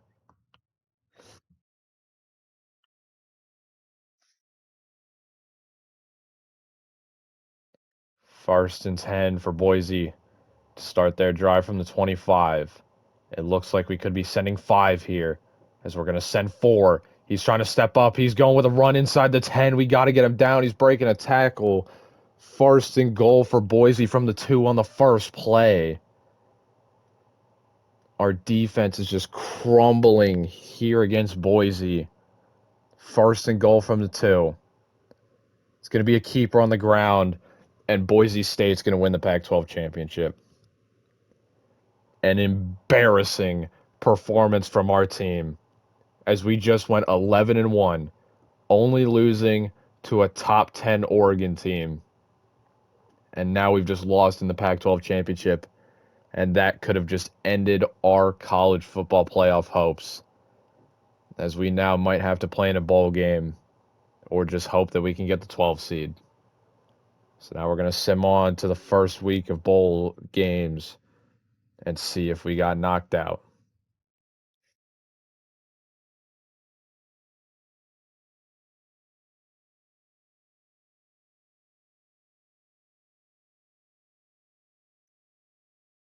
Now, as we head into this game here, it's going to be against the top 25 Iowa State team in the Alamo Bowl. After unfortunately losing in the Pac-12 championship game to Boise State in overtime, it kicked us out of the college football playoffs, and now we're forced to sit here in a bowl game. But hopefully we can end our season with our 12th win and enter the offseason with some momentum. Now we're going to jump into this game as we have a 7-point lead and we're first and goal inside the Iowa State 10 as we're going to go with play action here. Novosad's going to the end zone on the first play. And as soon as we jump in, we're going to find the end zone and we're going to find our first double-digit lead since the first quarter. And it's been a pretty slow game. We jumped out to a very quick 10-0 lead, but Iowa State has slowly crawled back into this game. But with that touchdown, we could have just locked them out. As now we have a 14-point lead kicking it off here. Just under 3 minutes left. Iowa State's already lost one of their timeouts, as that return will not get them back to the 20. And they'll start their drive here first and 10. It's going to be a pass. Dropping back, going over the middle. Trying to fight for some extra yards. It looks like he's going to get 9. And it hasn't been a horrible day for the Iowa State quarterback as he's over 250 yards with a passing touchdown. Their one touchdown been through the air. As they're going back to the air to the outside, we're going to whiff a tackle. They're going to get across the 39 and keep going. Hurry up offense for Iowa State, trying to keep all their timeouts that they still have in their pocket. DeShields dropping back, stepping up, going over the middle. Going to get them just shy of the logo here at about midfield. Standing on top of the O.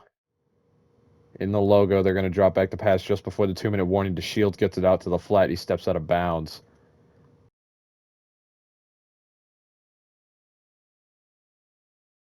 And after a review, the call was confirmed. It's a first down for Iowa State. So they're going to keep their drive alive here after the 2-minute warning. DeShields going quickly here as he's going to find a big tight end for a first. And it looks like he's actually held short of that first down marker. 2nd and 1 from the 41. Only gone with passes on their drive, and they're going to stick to it as DeShields is going to run out of time. We finally get to him as it's Newby in for the first sack of the game. 3rd and 9 here as Iowa State falls all the way back. They're going to drop back the pass here. DeShields is going to scramble out to the right. He's going to throw it to the sideline. Another incompletion. This could be the final play of the game here for Iowa State. As they're dropping back again, likely looking towards the end zones. DeShields is taking a shot. He's going to find the big tight end inside the 20, and he's now over 300 yards passing, as that's likely going to be a big focus for us in the transfer portal. We've given up too many receiving yards, as they're going to keep it on the ground for their first run with DeShields, who's been struggling on the ground himself. Still in the negative rushing yards, but sacks could have a big part in that. As we're approaching the final 60 seconds of the game, he's dropping back. Going underneath here to a big tight end. He's inside the 10, inside the 5. He's going to find the end zone, and Iowa State has pulled this game back within single digits.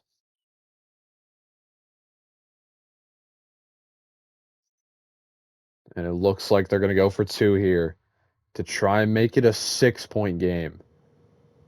DeShields has got a ton of time. He's going to the sideline. It's picked off, and we could return this.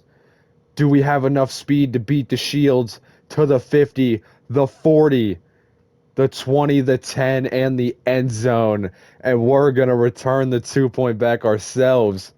And as soon as we lose our double-digit lead, we get it right back on the 2-point try. And the onside is going to be recovered, so it doesn't even matter. A nice little highlight to end our game, as we just need a first down to end this game. Going to go with Bo on the ground. This could be his final game as a Beaver if he graduates early, goes off to the NFL draft. If he returns, though, he would likely be the Heisman favorite. As we're going to go back to him on the ground here. He finds a hole. He's trying to push forward, but he gets blasted as Iowa State will use their final timeout. Here with 54 seconds left, we're going to take a knee. And this should be good enough to end the game, as it looks like we're going to bring out the field goal team, put a little bit of icing on the cake to end this game, as this field goal should put us up by 13.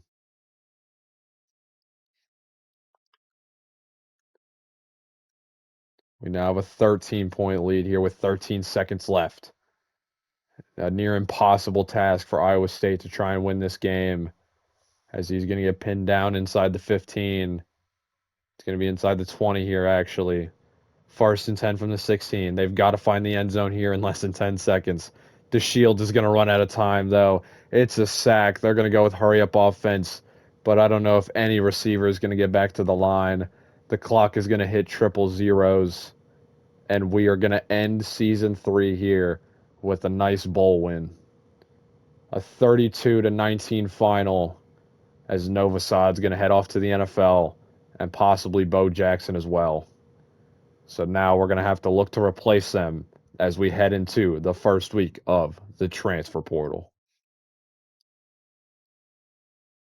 Now, after ending our season with a bowl game win, we have simmed on here to the first week of the transfer portal, where I have gone on and set up our board here with a ton of transfers, as we only have 7 total high school prospects on our board, and over half of them haven't even committed yet.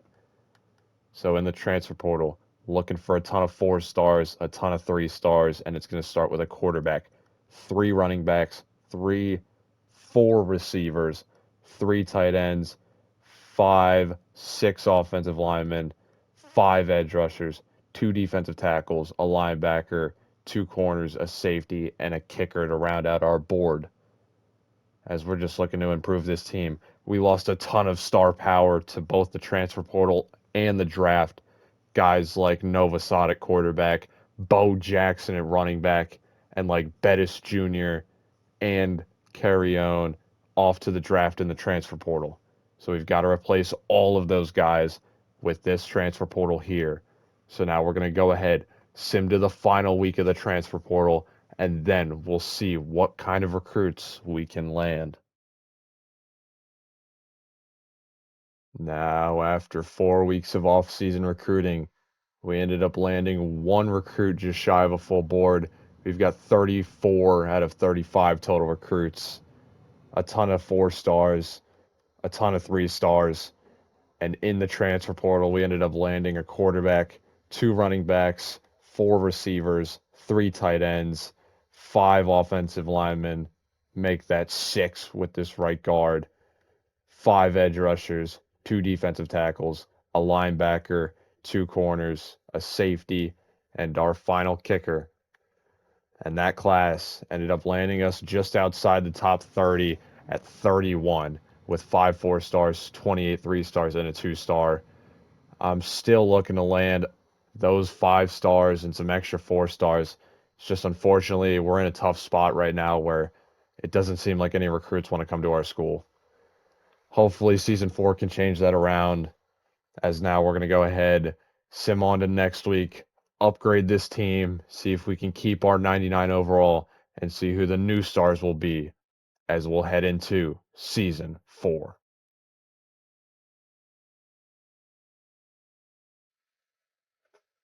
Now, as we head into season 4 here, going to start off by taking a look at this roster, as to me, it's a step back from last season. We're still at a 99 overall, as we've got some returners like George Onker here. He's now up to a 94 overall as a sophomore, but we brought in some new guys here, as Lacey's going to take over for Novosad. We also brought in a new running back to replace Hill and Jackson, who both left our school after last season. And we've got some extra guys here, some help on the offensive line, some much needed improvement in the defensive back room, as we've got some 90 overalls here as well, some high 89 overalls, some 88s, 87s. And then we round out this team with some mid 80 overall players and some low 80 overalls as well. Once again, expecting big things from this roster, hoping that we can get back to the conference championship game and actually make the college football playoffs this time. But now we got to take a look at our schedule here, and it's not as bad as it was last year, but we're going to have some rematches. Teams like BYU in week 2 and in week 3, our rivalry game that we need to get revenge in after we lost to Oregon last year. But then we've got games like an FCS team in week 1. We travel to New Mexico State before we head into a bye week, and then a new SEC opponent here that we'll jump into in week 6. It's going to be a home game against Arkansas. Then after the games that we'll jump into against Oregon in week 3 and home versus Arkansas in week 6, we've got conference play where we play at Texas State, home versus Utah State, at San Diego State, home versus Fresno State, at Boise State, home versus Colorado State, and then the final game that we'll jump into and play, our third of the season, will be another rivalry game at Washington State this year. A pretty decent schedule, another difficult schedule for us, but now we've got to set up this recruiting board and head into the first week of season 4. Now, as we head into week 1 here in season 4, we're taking on an FCS team, so there isn't much to look forward to through this week. But we are going to start off by taking a look at our recruiting strategy here for season 4, as we have 2 main focuses this season: the quarterback position for the future and the defense.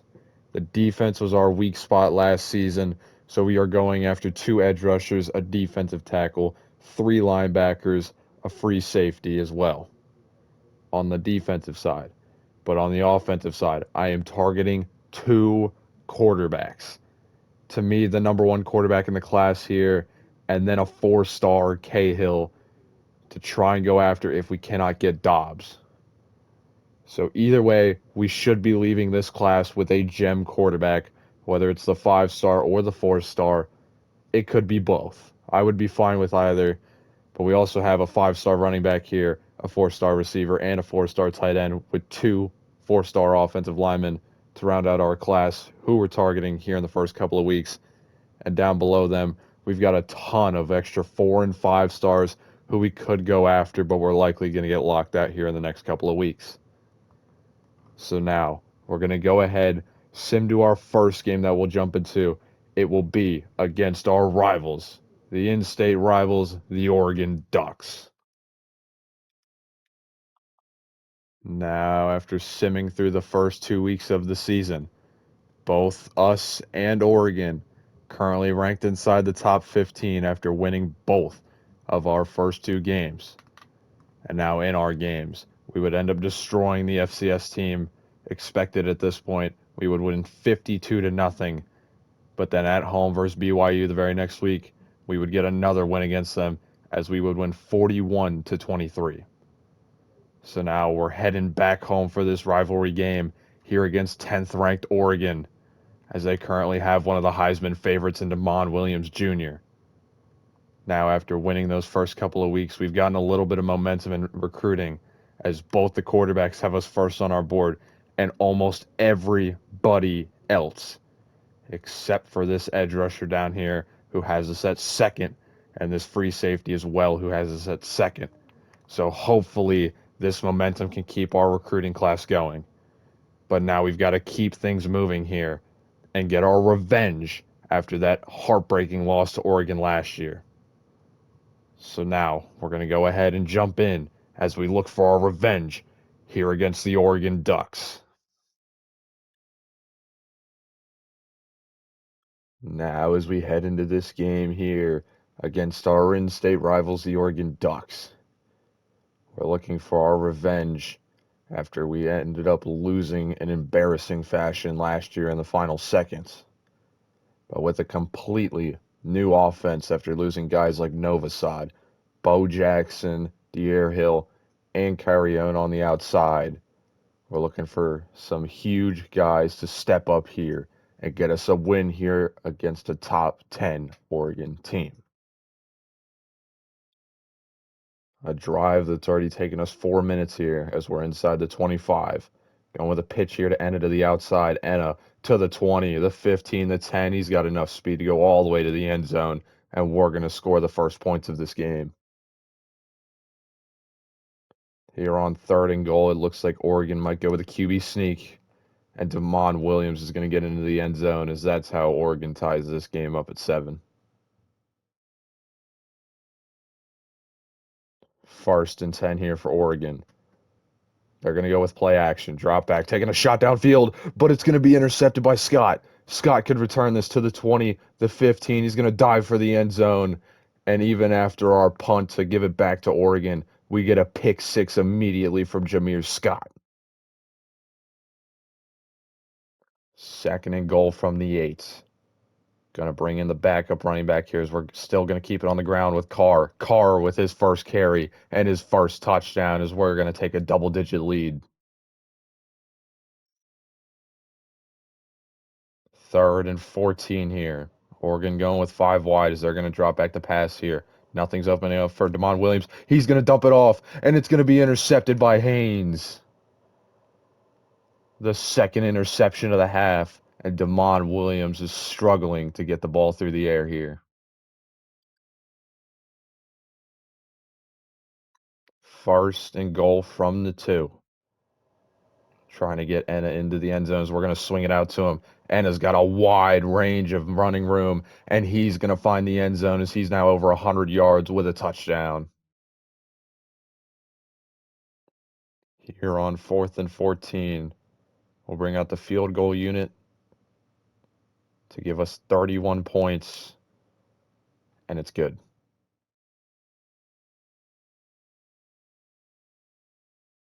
First and 10 from the 25 here for Oregon.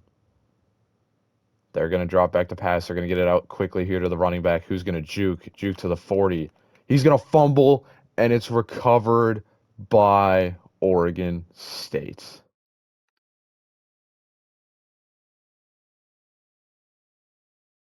First and goal from the 5. Lacey just going to keep handing it off to Enna, and Enna's going to find the end zone for his 3rd touchdown of the game. Second and 4 here. Inside the 15 now. They're going to go to the ground game here. Right up the middle. We can't tackle, and Oregon's going to finally get back in the end zone. Nothing for us on first down. But here on 2nd and 11, we're going to go with an RPO to the outside. It's going to be picked off. And Oregon with a pick 6 as this game's getting interesting. 3rd and 9 here for Oregon as we're approaching the final seconds here of the 3rd quarter. They're going to drop back to pass, taking everybody to the end zone, going one-on-one, targeting Scott, who already has an interception. But somehow they're going to end up with the ball, and Oregon has scored 3 touchdowns here in the last 4 minutes. Here on 3rd and 4, looking to keep this drive alive as we're going to drop back to pass, target the running back out of the backfield here. That's Enna. Enna's going to keep his feet in bounds. Enna's going to make a man miss, and that's a way to start the 4th quarter as we're going to find the end zone.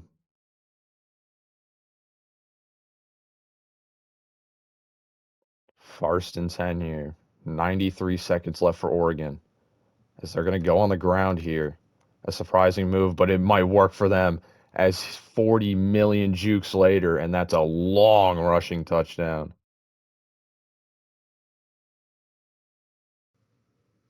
Now as we come out here to take a knee to end this game, as it should have been a blowout win and a huge performance from Enna, as he might be our new superstar running back, as he had over 180 yards and 4 touchdowns. But Oregon just had to make it interesting in the second half by scoring 4 touchdowns in 4 minutes. But what a performance from Enna. A very smooth game from Lacey. And that is a huge top 10 win as we head into the rest of the season. So now we've got our next game. It's a home game once again, but this time we're going to take on Arkansas.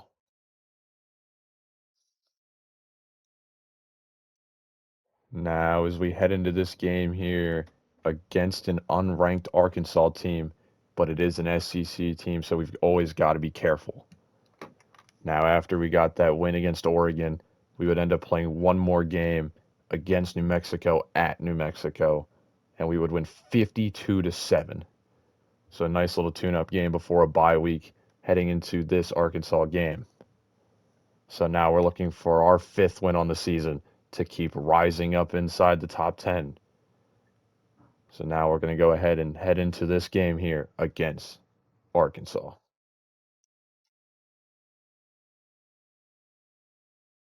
Now, as we head into this game here against Arkansas, it's an SEC opponent, so we've always got to be careful. But getting a win here could keep us undefeated heading into conference play, in which we went undefeated last season. So trying to end this season 12-0 before we head into the conference championship and the playoffs. First and goal from the 3. Looking for our first score of the game. Gonna pitch it over here. Edna's going to the edge. He's going to the end zone. And we're gonna score a touchdown on the first drive of the game. Second and goal here.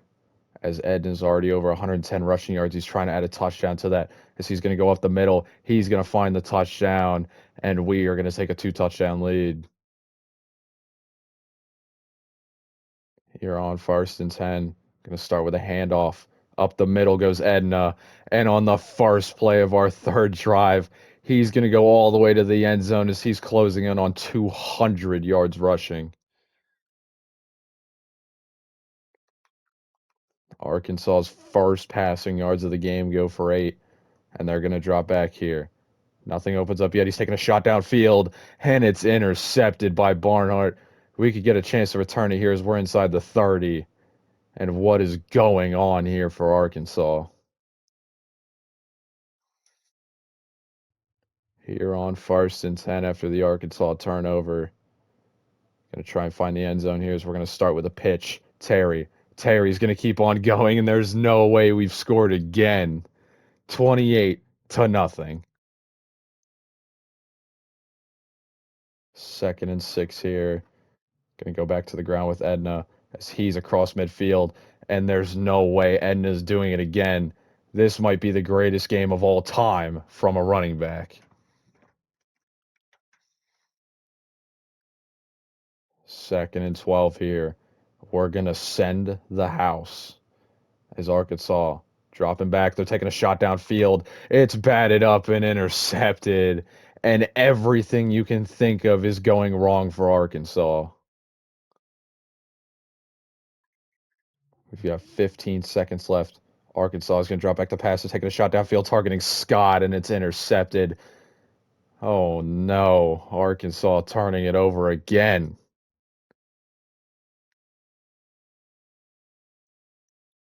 Here on the final second of the first half. Edna at 315 rushing yards, and we're going to add to it here as he's going to keep on going across the logo. And there's no way he's done it again, as he might go for 400 rushing yards here in the first half. Second and goal. If we can get a single yard here with Edna, we will break the single rushing yards in a game record. We're going to motion a tight end, go out the middle. We're looking for the end zone, and there it is, the record for Tim Edna. And it hasn't even been 3 quarters yet, as he's up to 430 rushing yards now. Here on fourth and goal, Arkansas is going to bring up the field goal team to get him on the board for the first time this game.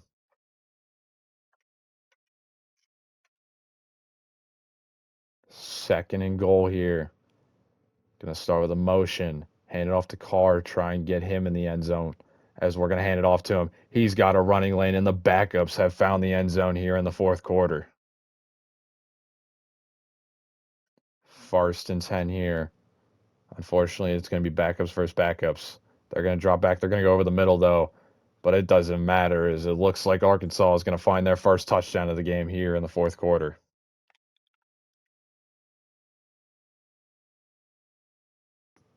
First and 10 here for Arkansas.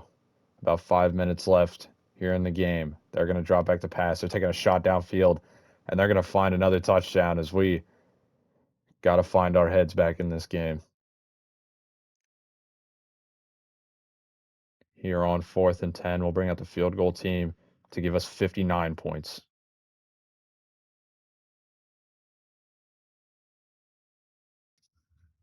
First and 10 here, 42 seconds left for Arkansas. Play action. Taking a shot. Unfortunately for them, it's intercepted by Stallworth. and the game is going to be over.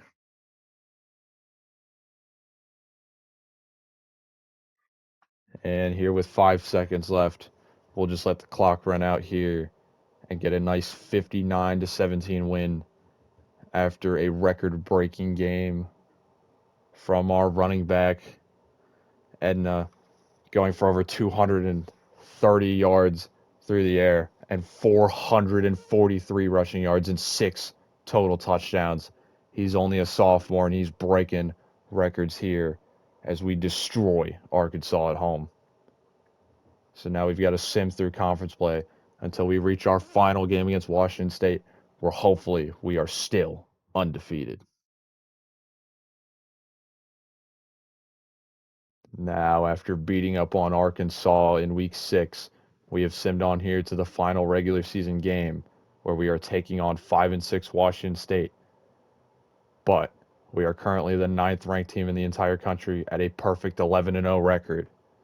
And after that Arkansas win, we would blow out Texas State, get the same exact win at home versus Utah State, blow out San Diego State, blow out Fresno State, get a very close 8-point win at Boise, and then blow out Colorado State.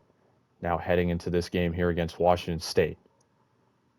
And now, throughout the past couple of weeks, it has landed us a ton of recruits, including a 5-star gem quarterback. We ended up losing the 4-star, but I will gladly take the 5-star over him. We also got a 5-star running back, 4-star tight end, 2 4-star offensive linemen, 2 4-star edge rushers, a 4-star defensive tackle, a 5-star linebacker, 2 4-star linebackers as well. And we're still expecting this 5-star linebacker and this 4-star receiver. So it's a pretty good start for us. But this is all because our superstar running back, the sophomore Tim Edna, has broken every single rushing yard record in Oregon State history in a single season. And it's only been 12 weeks. After breaking the single game rushing record with 430 plus rushing yards in week 6 against Arkansas, he has destroyed every single record. So thanks to him, we're landing a ton of recruits here. But now we're looking to land the final 2 after hopefully getting our 12th and final win of the regular season here against Washington State.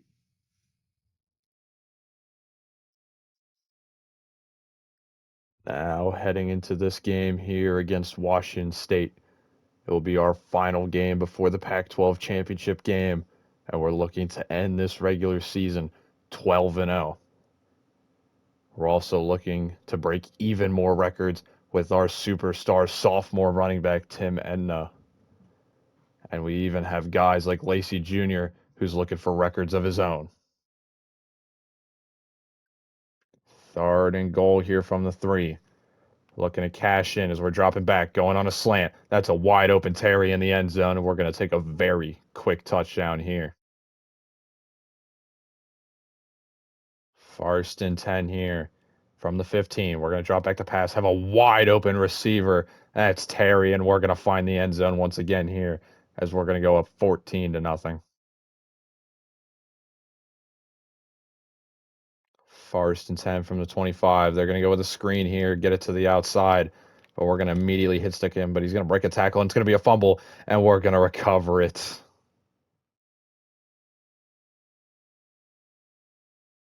Our field goal unit will come out here on 4th and 9 to give us a 3-score lead.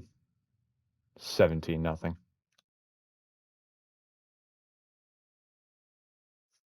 2nd and 14 here for Washington State from the 27. They're dropping back. Looking for some to open up. It's going to be a fumble, and we're going to recover it.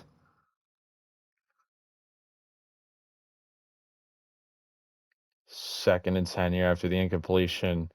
Going to keep on the ground and to the outside. He's to the 10. He's to the 5. He's to the end zone as we're finally in the end zone with the running back here in this game. 2nd and 7 here across the 40. It's going to be play action. They're going to run out of time. It's another fumble, and we recover our 3rd fumble of the game. Here on 4th and 9, we'll take a field goal to make this a 27-0 game.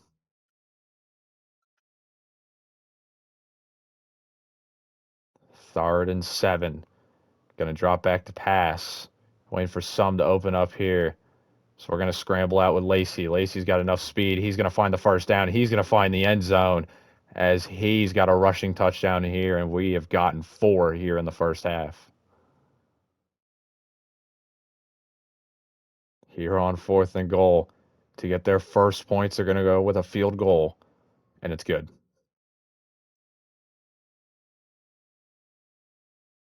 Here on 4th and 9, we'll bring out the field goal unit to give us our 3 points right back, to give us a 37-3 lead.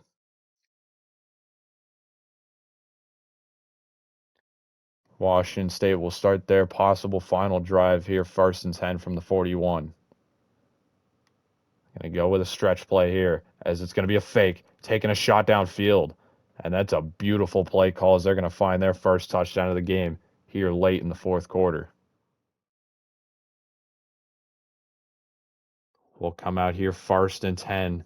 This will be the final play of the game. We've got to snap it here, as the play clock is just a little bit earlier than the game clock, as we'll hand it off for the final play, and is going to get a first down, and we're going to get a solid 27-point win to end our season, as now we have to look forward to the Pac-12 championship game, as hopefully we can get revenge after Boise knocked us out last year. Now, after having a perfect, undefeated season in the regular season, we are now the 6th ranked team in the entire country, taking on Colorado State, a new opponent in the Pac-12 championship. I was expecting to play Boise, but I guess they lost too many games. So a new opponent for us to try and take down here, as we already destroyed Colorado State earlier in the season. Now, after winning at Washington State, we haven't landed any of those 2 recruits that we're still looking for. So we're going to go ahead and jump in and see if we can get our 2nd win on the season against Colorado State.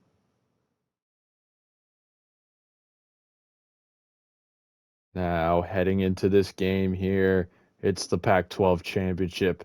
This time we're going to be taking on Colorado State, a team that we blew out earlier in the season, a team that hasn't had much success against us so far this rebuild.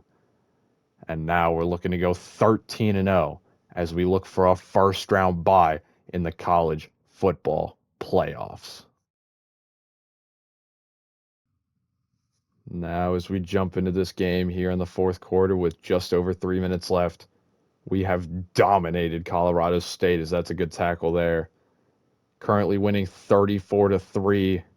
We started this 4th quarter up 31-3. As they're going to go with play action here over the middle of the field, find a first down as he's trying to keep on going. Dominated in the run game. Haven't really had to go through much in the passing game, as we've held Colorado State to 0 touchdowns as they're going with play action here. Once again, Elijah Brown running for his life as Newbie just barely misses him. Has to throw it away. And now we're coming out of the 2-minute warning here. Just shy of the 40 as Colorado State needs to keep driving down the field. They're going to go with a handoff here, but he just gets pushed back. A yard on the play, as we've held Clemens to 5 yards on 5 carries. That's their backup running back, as they're going to motion their starter out off to the left side here. Elijah Brown, drop back. He doesn't even have to move as he's taking a shot downfield. That's a dangerous ball, but there's a flag on the play, and that could be defensive pass interference. And it will be. Colorado State's going to get a first down here. Gets him across midfield after the penalty. And now Elijah Brown will take the snap from the logo. Making some adjustments here at the line as they're going 5 wide. He's trying to step up, going to the sideline. He's going to find a man. Might have gotten 8 as he gets pushed out of bounds. Colorado State moving down the field here pretty freely as they're down to just 84 seconds left in the game. Going to the sticks here. They're going to find a first down, find some extra, but he gets picked up and put back down. The clock keeps running here. Not using any of their timeouts, but they're going with hurry-up offense. Elijah Brown going to throw it deep downfield. That's another first down inside the red zone. As Vaughn, their number one receiver, up to 100 yards receiving. He's having himself a game. But unfortunately, his efforts are going to come up very, very short as they're going to go with a delayed handoff here. That's going to get him 6 yards. But we're in the final 10 seconds here of the Pac-12 championship. Brown dropping back. He's stepping up. Going to get it out quickly here. That's a first down. Inside the 5, he's getting pushed out of bounds with 1 second left. This is guaranteed to be the final play of the Pac-12 championship. Colorado State's trying to find their first touchdown of the game. Stepping down, but it's going to be a sack. That's a very fitting way to end this Pac-12 championship. And we are going to head into the college football playoff with a perfect, undefeated record. And hopefully this is good enough to give us a first round bye. Now, as we head into the first week of bowl games here, we are going to be taking on 10th ranked Penn State. Unfortunately, after destroying Colorado State in the Pac-12 championship, we did not get a first round bye. But even though we didn't get a first round bye, we still have good news. As taking a look at the Heisman voting, we ended up placing first place with Tim Edna. He had almost 2,000 rushing yards, 1,944 with 27 rushing touchdowns. And it's only his sophomore season. He could return for his junior season and go back to back. But that's all in next season, as now we have to go ahead and see if we can complete our second challenge of winning a national championship here by taking on Penn State at home.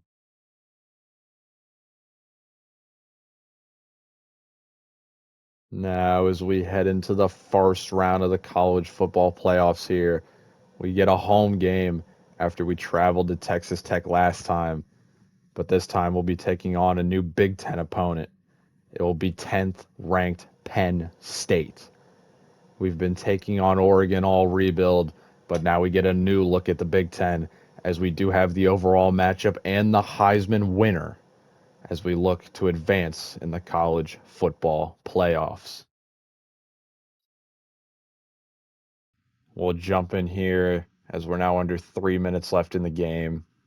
We started this fourth quarter down 24-3.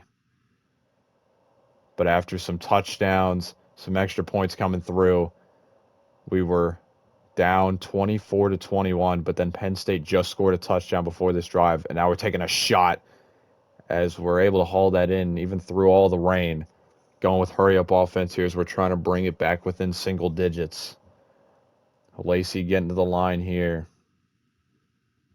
Getting the snap off here. Going over the middle as we're going to get a solid chunky yards there. Lacey's closing in on 300 yards passing. He's got 2 touchdowns on the game. But it could all be for nothing if we didn't score only 3 points in the first 3 quarters. He's going to the end zone on one play. He's got his man down there. That's a touchdown. As we have scored 3 touchdowns here in the fourth quarter. And this PAT should get us back to a 3-point game. Hopefully with the 2-minute warning and 2 timeouts, we can try and get the ball back. But we're going to need a defensive stop or a kickoff miracle. As we're going to kick it deep. It's going to land right at the goal line. They're going to return it here. But we get them down at the 21. We need a 3-and-out here. Need some incompletions. As Penn State's going to start with a handoff. Right up the middle. We get them down after 5, and then we take a timeout. Nolan James Jr. has been the star here for Penn State. And we tried to recruit this guy during last year's transfer portals. He's going to hand it off here once again, but that's a good stop once again. If it wasn't for Nolan going to Penn State, we would have never ended up with Tim Edna. So I don't know if to be happy about it or if he's just trying to get his revenge. But that's up the middle. That's our final timeout. And that might be the end of the game. As Penn State's going to take a knee here. And once again, we make the first round of the college football playoffs. And we just choke it away immediately. As Penn State's going to take us down. They're going to get the upset matchup in Corvallis. as they'll advance to the next round. And we're going right back to the offseason and the transfer portal once again. Now, after losing to Penn State in the first round of the college football playoff, I have simmed here to the first round of the transfer portal where I have set up my board full of 22 total transfer portal products as we are going after 13 high school prospects. And it starts with 2 quarterbacks, a running back, 2 receivers, 4 offensive tackles, 2 edge rushers, 2 linebackers, 4 corners, and 5 safeties, mainly targeting the defensive backs as we're still struggling in that department. But before we sim on to the final week, I want to first take a look at our draft results, as unfortunately, Edna, Ankara, and Lacey all left school early to go off to the NFL. Our 2 playmakers drafted in the first round, and Lacey, the quarterback, drafted in the second. So once again, we're going to have a huge transition year on the offense, bring in a whole new group of playmakers. It's going to be an interesting transition for us once again, but we're going to go ahead, sim to the final week of offseason recruiting to see if our board can fill in those positions. Now, after 4 weeks of offseason recruiting, I have signed a board just shy of the maximum amount of recruits at 34. A pretty solid class with some gems, some 5 stars, 4 stars, and 3 stars to round it out. And in total, this class has landed us at number 4. We're inside the top 20, the top 10, and the top 5 for the first time in this rebuild, with a total of 3 5 stars, 17 4 stars, and 14 3 stars. A pretty solid way to find ourselves in the top 5 for the first time.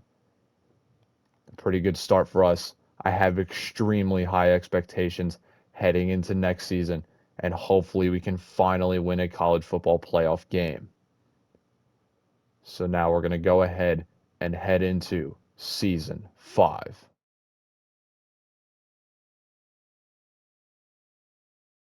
Now, as we head into season 5 here, going to start off by taking a look at this new roster because we're going into another transition year for our offense, as our best players are going to be these 2 offensive linemen who are our only guys above 95 overall. But our defensive side of the football has taken a huge step up, as our best guy is this 94 overall corner with 96 speed, and he's not the only one at the top. We've got 2 linebackers who are also above 90 overall. But our playmaker this season is going to be Michael Terry, who's going to take a step up in our offense from wide receiver 3 to wide receiver 1. He also now has 99 speed, so we might be able to use him on some toss plays, some stretch plays, doing some jet touch passes if we can get him there. But we've got some other solid options above 90 overall. Our wide receiver 2 and 3 are 92 overalls. More offensive line help, another solid corner, strong safety up to a 90 overall, transferring in from our rivals, Boise State. But our quarterback for this season, John Easy, transferring in here up to an 89 overall. He's going to change up our offense just a little bit, as he's a pocket passer. He's a little bit different from Novosad and Lacey Jr., who are both scrambling type quarterbacks.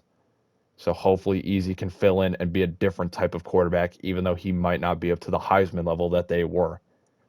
And then the rest of this roster, a ton of high 80 overalls, a little bit of mid 80 overalls, and then the low 83 and 82 overalls probably won't play much. So it's a pretty solid roster, probably our best through and through. But now taking a look at our schedule, as we should have our easiest schedule here, as we start off with an FCS team and New Mexico State at home, heading to Oregon this year, who won the national championship last year. But we destroyed them last year. So hopefully we can keep that up. Heading back home for Southern Miss. And then in week 5, this will be our second game that we jump to. We will play at Wake Forest.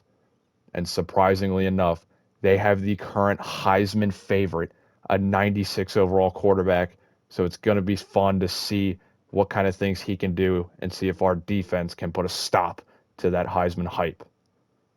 Now, once again, we're heading into a bye week before conference play, where we play Texas State, Utah State, San Diego State, Fresno, Boise, Colorado State, and our final game that we'll jump into will be home versus Washington State this year. The same conference schedule that we've always had. So I've got extremely high expectations for this team. Hopefully, we can finally win a college football playoff game.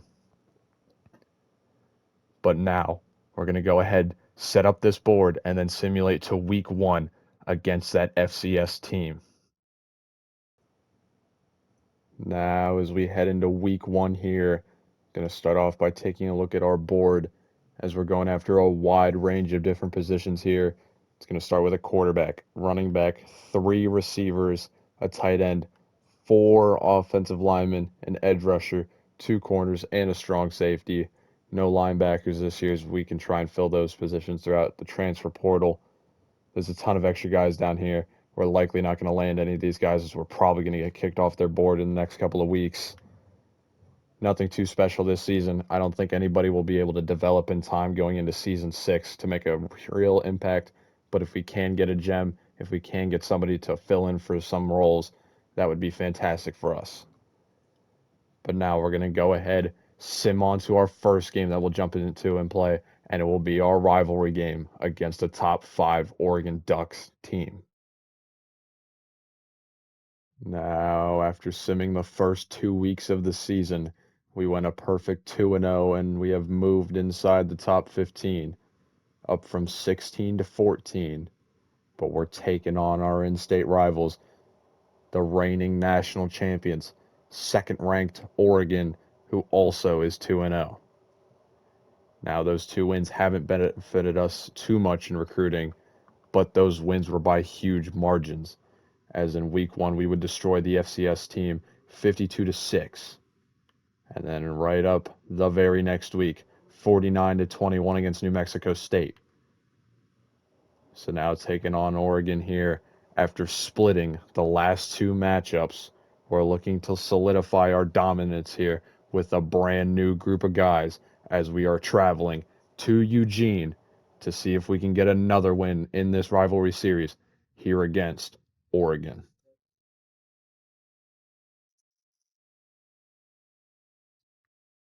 Now, as we head into this game here against current second-ranked Oregon, it's another rivalry game. We ended up beating them last year in pretty handed fashion, as now with another new look offense with a new quarterback, running back, and receiver room, we're looking to travel to Eugene here and end up with another top 5 win.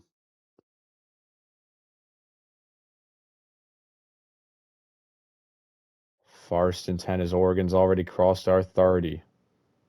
They're going to motion a tight end off to the right side here, as it looks like they're going to go with play action. Dropping back, taking a shot, and that's going to be intercepted by the transfer Bullock. Bullock's going to keep trying to go. He's across the 40, the 50. He's got the tight end to beat. He's going to keep going across the 30, and we're going to start this game with a pick 6.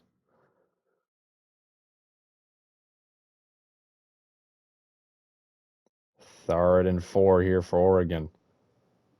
They're going to drop back to pass. Taking a shot downfield to the big tight end. We try to get to him, but Oregon's going to find the end zone, and they tie this game back up immediately. Here on 4th and 7, we'll bring out the field goal unit for a very difficult field goal to try and take our lead back, and that's right down the middle.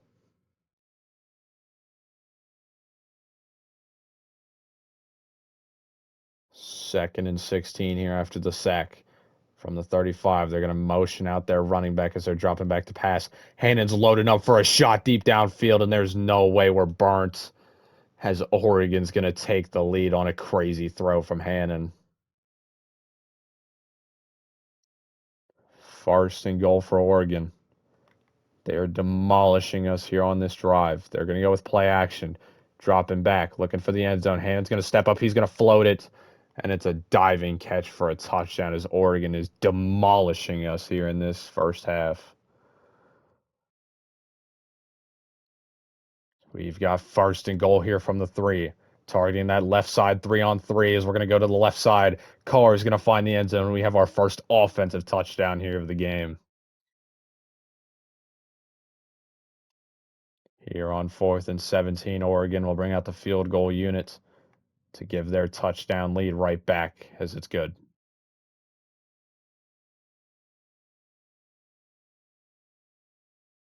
Second and goal here from the 3. Dropping back, dumping it out quickly here. Carr's going to have a running lane into the end zone, and we're going to tie this game up as this game keeps on moving along. Second and 4 here for our offense. Going to go to the left side here. That was a wrong play call. I tried to go off to the left, and that's a pick 6.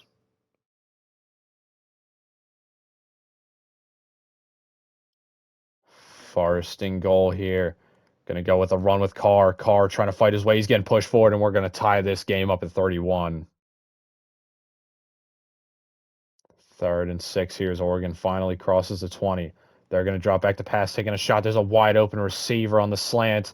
He's going to keep going, and they're going to go all the way to the end zone on a slant.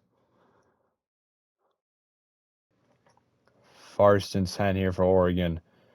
We need a stop here. So they're going to go with play action, dropping back, targeting the tight end, and we immediately get a pick from Fielder.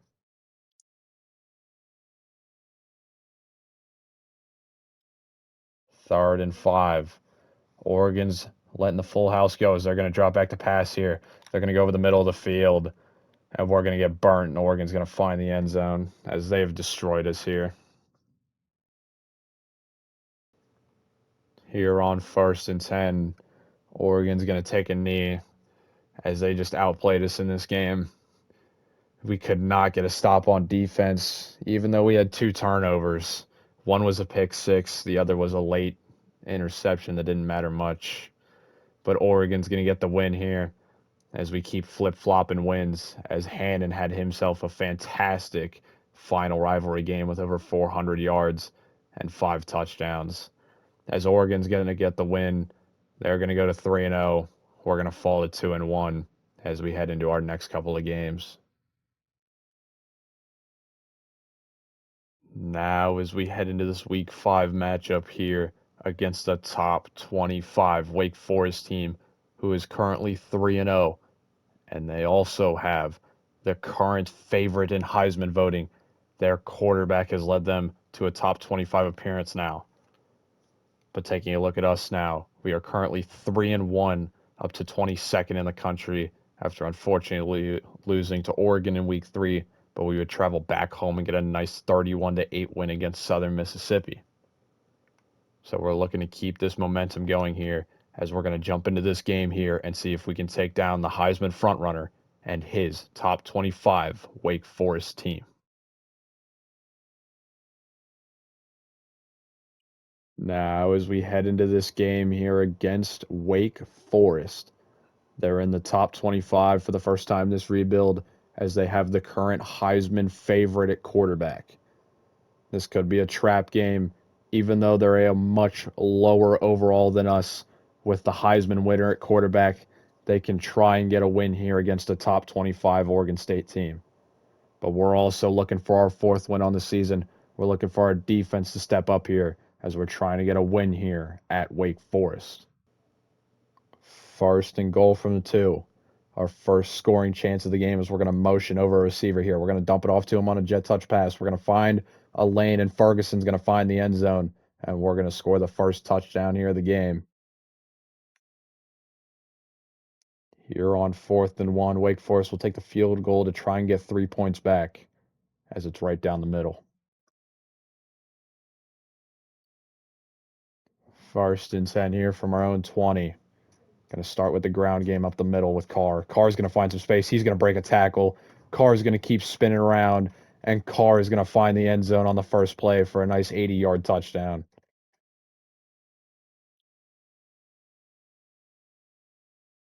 The first incompletion of the game for Wake Forest is going to lead to a field goal here to make it an 8-point game. First and 10 here. Going to go right back to the run game here up the middle with Carr. Carr's going to find a running lane. He's going to cut it to the outside to the 40, the 30, and Quaid. Carr is going to have another long rushing touchdown. Third and 6 here for Wake Forest. Looking to keep their drive alive as they're dropping back. He's looking for some deep downfield. He steps up, trying to get out of the pocket, but he's going to end up throwing an interception. It's going to be Shaw. We're going to try and return it here across midfield. First and goal here for our offense. Going with play action, dropping back, trying to get it to the big tight end, Butler Tanner, who's going to find the end zone for our first pass touchdown of the game. Here on 3rd and 5, Wake Forest will try and get themselves another 3 points just before the end of the half.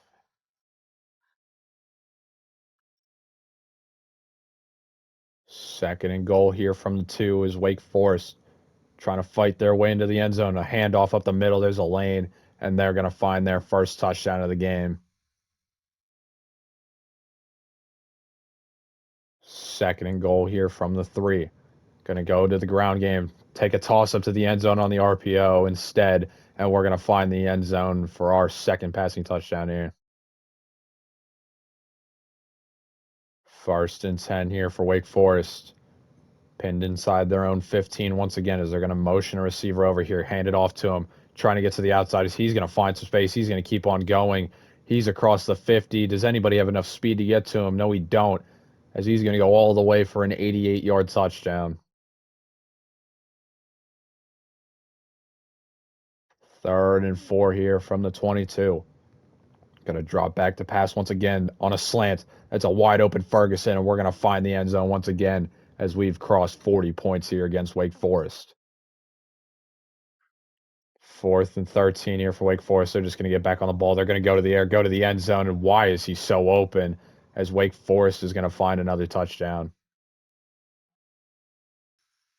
We'll come out here 1st and goal just to take a knee, go to the end of the game, and get a top 25 win against Wake Forest. They gave us a run for our money. That passing game was lethal against our pretty atrocious secondary so far this season. But we'll take a top 25 win by the final score of 42-30 with almost 300 yards from Quade Carr and less than 20 attempts. He had himself a fantastic week as now we're looking to sim on through conference play where hopefully we can end up undefeated. Now, after beating Wake Forest at their place in week 5, we have simmed through conference play here where we are back inside the top 5 at a perfect 6-0 in conference play, 10-1 overall after losing to Oregon. But in those conference games, none of them were really super close. Home versus Texas State, 49-10, 66-9 at Utah State, 35-23 San Diego, 37-14 against Fresno, 48-14 against Boise, and then the most recent week, 34-26 at Colorado State. So heading into this week here against Washington State, we have a ton of momentum. And speaking of momentum, all those wins piled up in a row have landed us all 12 of our recruits on this board, the quarterback, running back, 3 receivers, including an athlete tight end as well. We've got 3 offensive linemen, a 5-star edge rusher, a corner, and a safety. I didn't think about this going into the season, but these guys will all be freshmen next season in the final season, so these guys really don't have time to develop. So we're really going to try and bring in as much junior talent from the transfer portal that we possibly can once we reach that point. But now we're going to go ahead, jump into this game here to see if we can keep climbing inside the top 4 here against Washington State. Our final game here of the regular season. It should be our easiest matchup as we're taking on Washington State in a game that we should blow them out here just before the Pac-12 championship.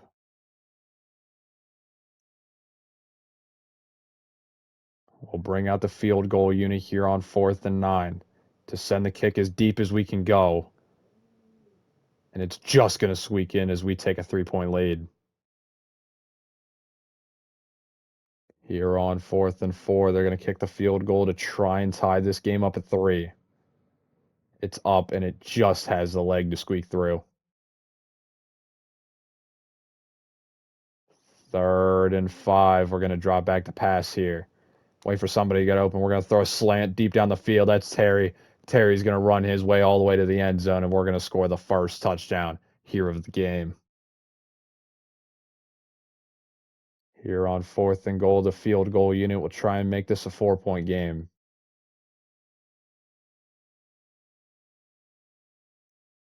We'll come out here first and 10. Dropping back to pass, dumping it off here out of the backfield. Carr's going to get into some space. He's going to go all the way to the 40, the 50. Does he have enough speed? That 98 speed is going to find his running lane all the way to the end zone, and we're going to find our second touchdown here the first half. First and goal for Washington State from the 5. Going to go with a handoff to the left side here. We've got a block, and they've got the end zone as they've scored their first touchdown here in this game. First and goal from the 4. Trying to cap off a solid drive here as we're going to drop back. We're going to roll out here with easy. Try and float it into the back of the end zone. That's a beautiful ball to Ferguson as we've found our third touchdown here of the first half. First and 10 as the clock's ticking inside 30 seconds now. It's a delayed RPO there.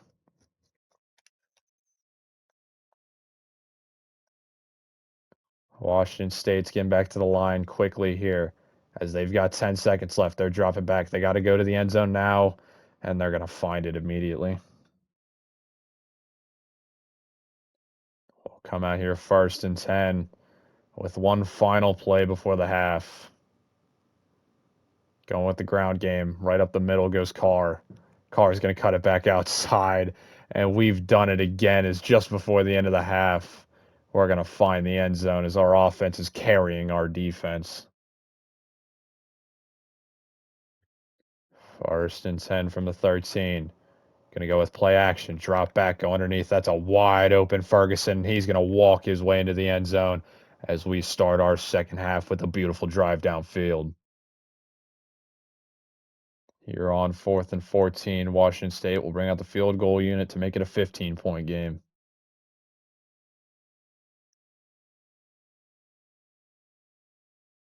Second and 2 here. Going to keep it on the ground here with Carr. Carr's going to find his way inside the 5. He's going to muscle his way into the end zone. And we are now over 40 points here against Washington State. Third and 3 inside the 10. Dropping back to pass, going over the middle. That's a wide open Bond as he's going to find the end zone on a beautifully thrown ball. And we are now over 50 points here against Washington State. Third and goal from the 2. Going to go with another handoff here. Carr's going to find the end zone, and we're going to go for 2 now to try and get to 60 points. Washington State's going to try to hurry things up, but the clock's going to run out. And a crazy offensive explosion from us as we put up double digits in every single quarter gives us 60 points in a 60-23 win and 4 touchdowns and over 250 yards from Quade Carr, and another huge performance from him will have us steamrolling into the Pac-12 championship, where we look for our final conference win before the college football playoffs.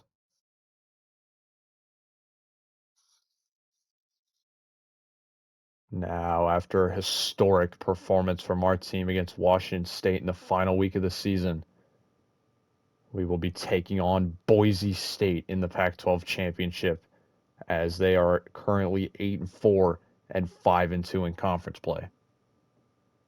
And after missing this championship game last season, Boise State has come right on back.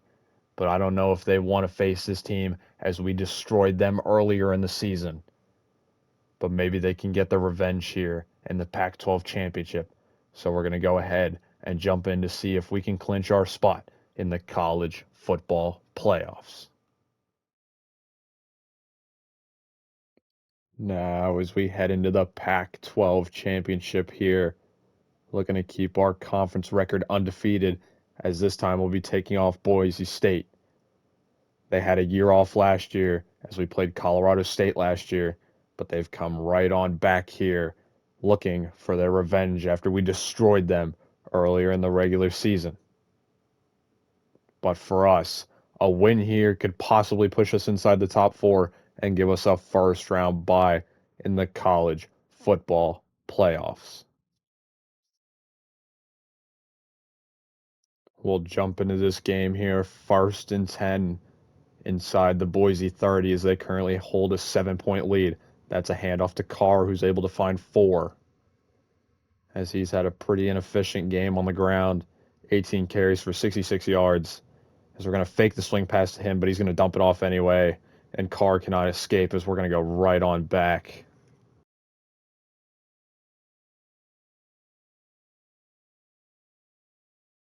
Third and 9 here after the 2-minute warning. We need to keep this drive alive as we're going to drop back, trusting Easy with the ball in his hands as he finds it underneath. He's going to find a first down. A great play call there as we're going to take a timeout. Our first of the fourth quarter in a game that's been pretty back and forth. The most recent score was a Boise State field goal to give them a touchdown lead as we're dropping back here, looking for the end zone, taking a shot. As we're inside the 5, he's going to fight his way into the end zone, and we look to tie this game up here at 27 as we're now under 2.5 minutes left here in the game. That's going to be Butler Tanner with a touchdown, and we'll bring out the lefty for the PAT to tie this game up at 27 as it's right down the middle, but there's a flag on the play. It's going to be on Boise. Likely will get added to the kickoff as it's going to be a roughing the kicker. Penalty will likely get accepted as now we'll kick it off from midfield. This is likely going to go out the back of the end zone. And it goes right through the uprights. Now Boise State will start their drive here, 1st and 10 from the 25. Looking for our defense to make a clutch stop as they've struggled here in this type of situation as they're going to get pushed around, but that's going to find them 7 yards there. Hurry up offense for Boise State runs about 10 seconds off the clock as it continues to tick. They get the snap off here, dropping back, dumping it off underneath. They've got a first down. We've hit 90 seconds left on the game clock as it stops. But now it's going to roll here as they get back to the line. 1st and 10. They're going to go over the middle of the field. They've got an open receiver as they're across the 45, and they're taking a timeout now. 1st and 10 here for Boise. They've crossed midfield. Their quarterback standing on the logo now. As they're going to drop back to pass once again. Surely one play is going to end up in an interception as that's deflected down. A good play there to keep them out of the red zone. Like I said, we need to find some sort of turnover here. They're going to start with a run here. Something they haven't been going to lately is they're going to find 7 on that play. Odom's over 100 yards as he's had a pretty solid game for them here on 3rd and 3. 53 seconds left as the clock keeps ticking. He's going over the middle of the field, and it's broken up. What a play there. Boise State will now bring out the field goal unit here with just under 50 seconds left in the game. From the 44, it's a late snap, and why are we roughing the kicker? As it's good, but that could have just sealed our game as they could get a first down. What are we doing?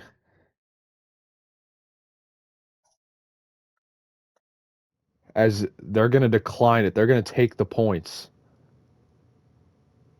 Instead of declining the penalty, they're going to...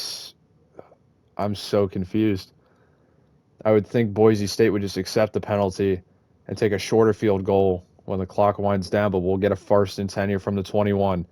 Trusting Easy in these moments as he's not even going to throw it away. He's going to take a sack. We're going to take a timeout as we could be at risk of losing our second Pac-12 championship to Boise as we're going to go underneath. But we've got to get back on the ball as we're going to take a timeout. 3rd and 10 here. Got about 2 more plays to keep our season alive. Easy dropping back here, going over the middle of the field. That's a beautiful ball, but we've got to get back on this ball as we're hurrying up to the line. We're under 30 seconds left in the game. It looks like we're going to spike it as Easy gets it down with 25 seconds left. Here from the 34. Looking to get across midfield, get us within field goal range to try and take this game to overtime. Or if we can burn him downfield here. Easy, dropping back, getting some solid blocking here as he's going to step out. He's going to roll off to the left, and then he's going to get hit, but he's throwing it away. That's going to be grounding on Easy.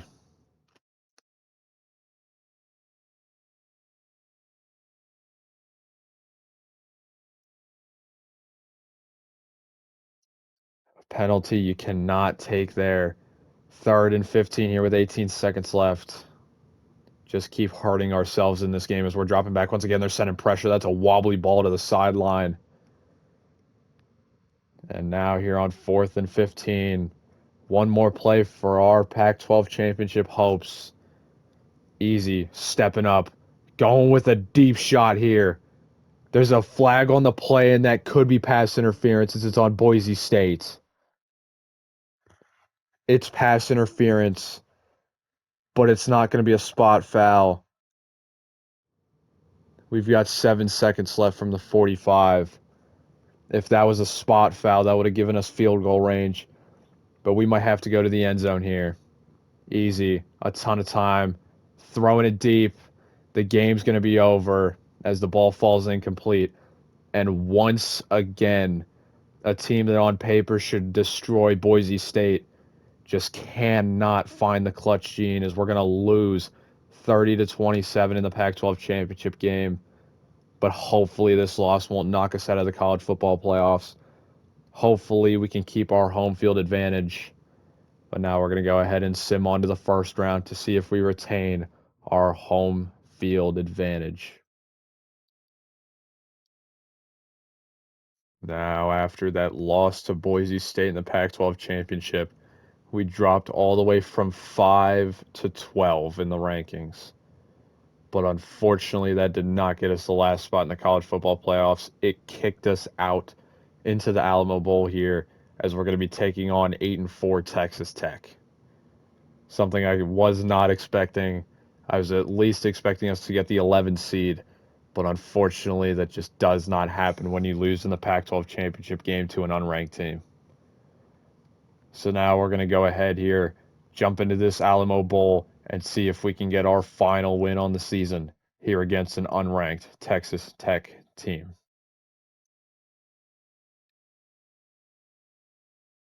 Now, as we head into this Alamo Bowl here, I wasn't expecting to be in this situation. I was expecting to be back at home playing a college football playoff game. But unfortunately, you cannot lose to an unranked team in your conference championship game. So here in this game, I might try and get some freshmen in the game to try and get them some experience heading into our final season. But all we're looking for is for one final win here in this Alamo Bowl.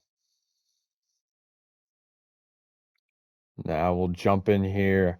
Texas Tech has a 1st and 10 from their own 25 as they're going to go with an RPO to the left side here, but we already get them down in the backfield.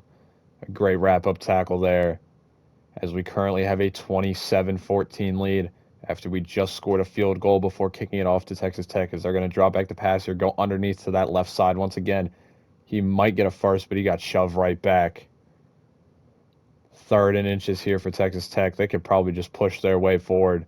But with 2.5 minutes left on the clock, they're looking for a shot downfield. He's got his eyes up. He's going to take it underneath. He's going to break a tackle as he's going to keep going to the 45. As their starting quarterback, Adam Schobel. No turnovers today, but less than 150 yards into the 4th quarter as he's going to drop back here once again. A ton of time. He's floating it over the middle of the field on a jump ball. It's a pretty solid catch and run there, as they're already deep inside Oregon State territory, but that's going to hit the 2-minute warning. As they've still got to look for the end zone here. They need 2 more touchdowns to get back into this game here. But with just 2 minutes left, it's going to be dangerous not turning the ball over as the slant's going to find him a couple of yards. But they've got to get back to the ball here quickly. The time keeps on ticking here inside a minute 50. From the 28, they're dropping back. Schobel's going to step up. He's going to go over the middle of the field, and they've got him inside the 15. We've got 1st and 10 here. Only 10 seconds falling off the clock here between plays for Texas Tech. As they're dropping back once again, another shot over the middle, but this time it gets broken up on a very nice play there for Bortles. The incompletion, however, does stop the clock here. Gives Tech a little bit of extra time as they're dropping back once again. That's a dangerous ball as he's hit from behind, but he goes backwards. Losing a yard there on that play. Still going to go with hurry-up offense. We might send some pressure here. 3rd and 11. We're going to send 4. But Schobel's going to run out of time. He's going to float it to the back of the end zone, and it's overthrown as he was hit on the throw. We've got 4th and 11 here with 76 seconds left in this game. Dropping back. Taking a shot over the middle, but it's broken up. Tried to go for the seam shot, and we'll bring out the offense to take a knee with a nice 27-14 win to end our season. Unfortunately, here in Season 5, we had no college football playoff games, but another 12-2 season is a pretty solid end for us, as now we've got to head into this offseason, try and bring in as many transfer portal stars as we can. Now, after getting a solid win to end our season against Texas Tech, we have simmed here to the first and final transfer portal that we'll be going through, as we ended up landing 12 high school recruits. Unfortunately, they won't be able to develop, but for the transfer portal guys, going after mostly 4-stars. We need to bring in all the best players in college football right now. We don't have time to let the freshmen develop. So here we've got a quarterback, running back, 3 receivers, a tight end, 4 offensive linemen, an edge rusher, 3 defensive tackles, 2 linebackers, 4 corners, and a free safety to end out our board with a kicker and punter as well. But this class has to be our best class. This is our only chance of trying to go on and win a national championship here in our final season. So we're going to go ahead here, sim to the final week of the transfer portal to see if we can land every single one of these recruits. Now, after 4 weeks of the off season and the transfer portal, we have signed a class of 34 total recruits, with 12 of them coming from high school, only 4-star gems and 5-stars. But out of the transfer portal, we went after a ton of 4-stars as well, with some 3-star juniors who should be high up in overall. And it starts with a 4-star quarterback, 3-star running back, 2 4-star receivers, a 3-star tight end, 4 4-star offensive linemen, a 3-star edge rusher, 3 3-star defensive tackles, 2 3-star linebackers, 4 3-star corners, a 3-star free safety, and a kicker and a punter. And all of this has jumped us inside the top 5 at number 5 here in the recruiting class, as we have 3 5-stars, 16 4-stars, 13 3-stars, and 2 2-stars, that kicker and punter. Another very solid class. Hopefully these guys can lead us to the promised land in Season 6. So we're going to go ahead, sim through the rest of the offseason, and head into our final season, Season 6.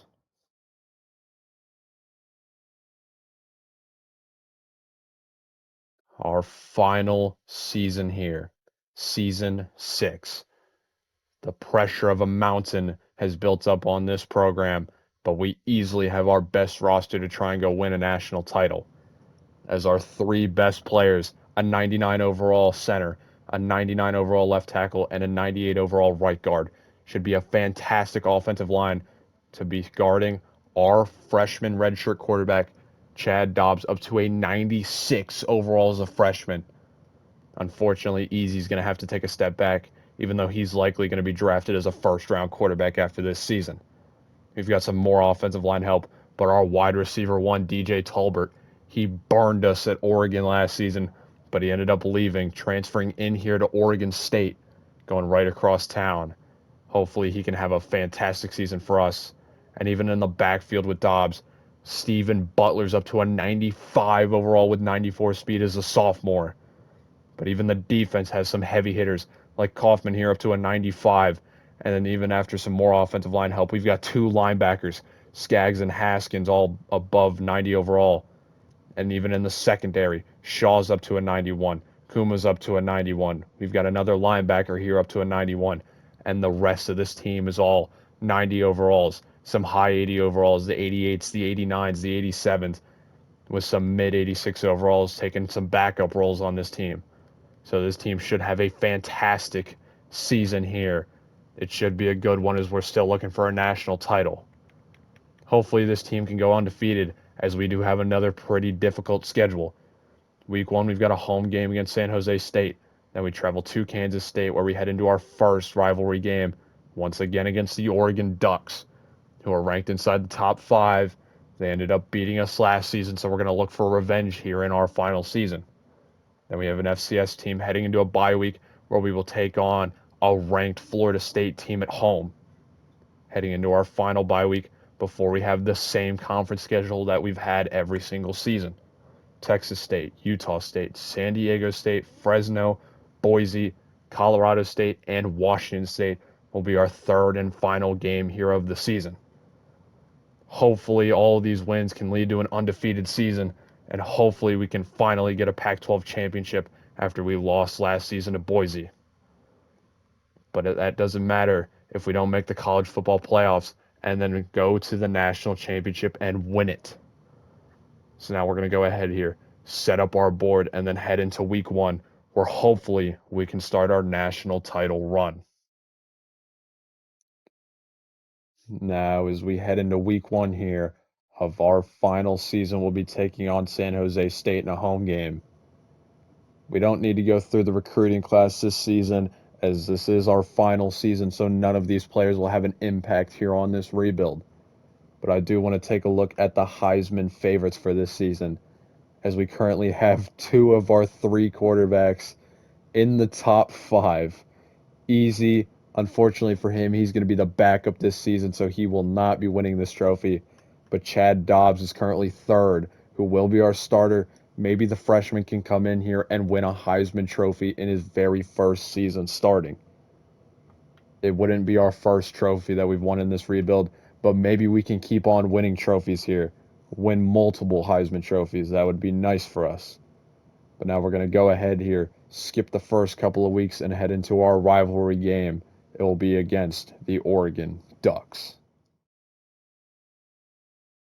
Now, as we head into this week 3 rivalry, we'll be taking on third-ranked Oregon, who got a win in their first game of the season, but we now have 2 wins after the first 2 weeks, as we would end up shutting out San Jose State 42-0, and then getting a very close 7-point win against Kansas State at their place. Another 42 points for our offense, but our defense gave up 35.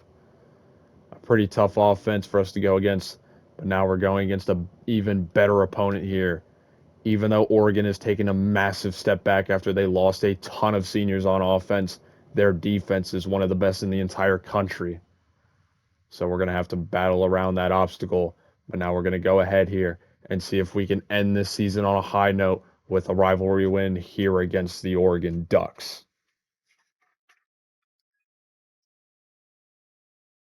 Now, as we head into this final rivalry game against Oregon here in this rebuild, unless we face them in the college football playoffs. But for right now in the regular season, we're going to take a trip back home after we went to Eugene last season, and unfortunately, we ended up losing that game. But after losing almost every single starter on Oregon's offense, we're looking for revenge here in our final rivalry game against Oregon here in this rebuild.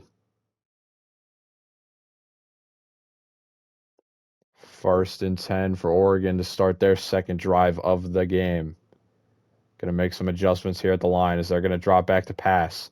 Looking deep downfield as they're targeting our outside corners. It's going to be immediately intercepted by Barnes. Barnes is going to try and return this one here back to the 30. First and 10 years, Oregon's moving their way just shy of the 30. They're going to keep it with play action. Taking a shot downfield, and that's another interception for Barnes. Barnes could return this for 6, as his second pick here the first quarter is going to go all the way back.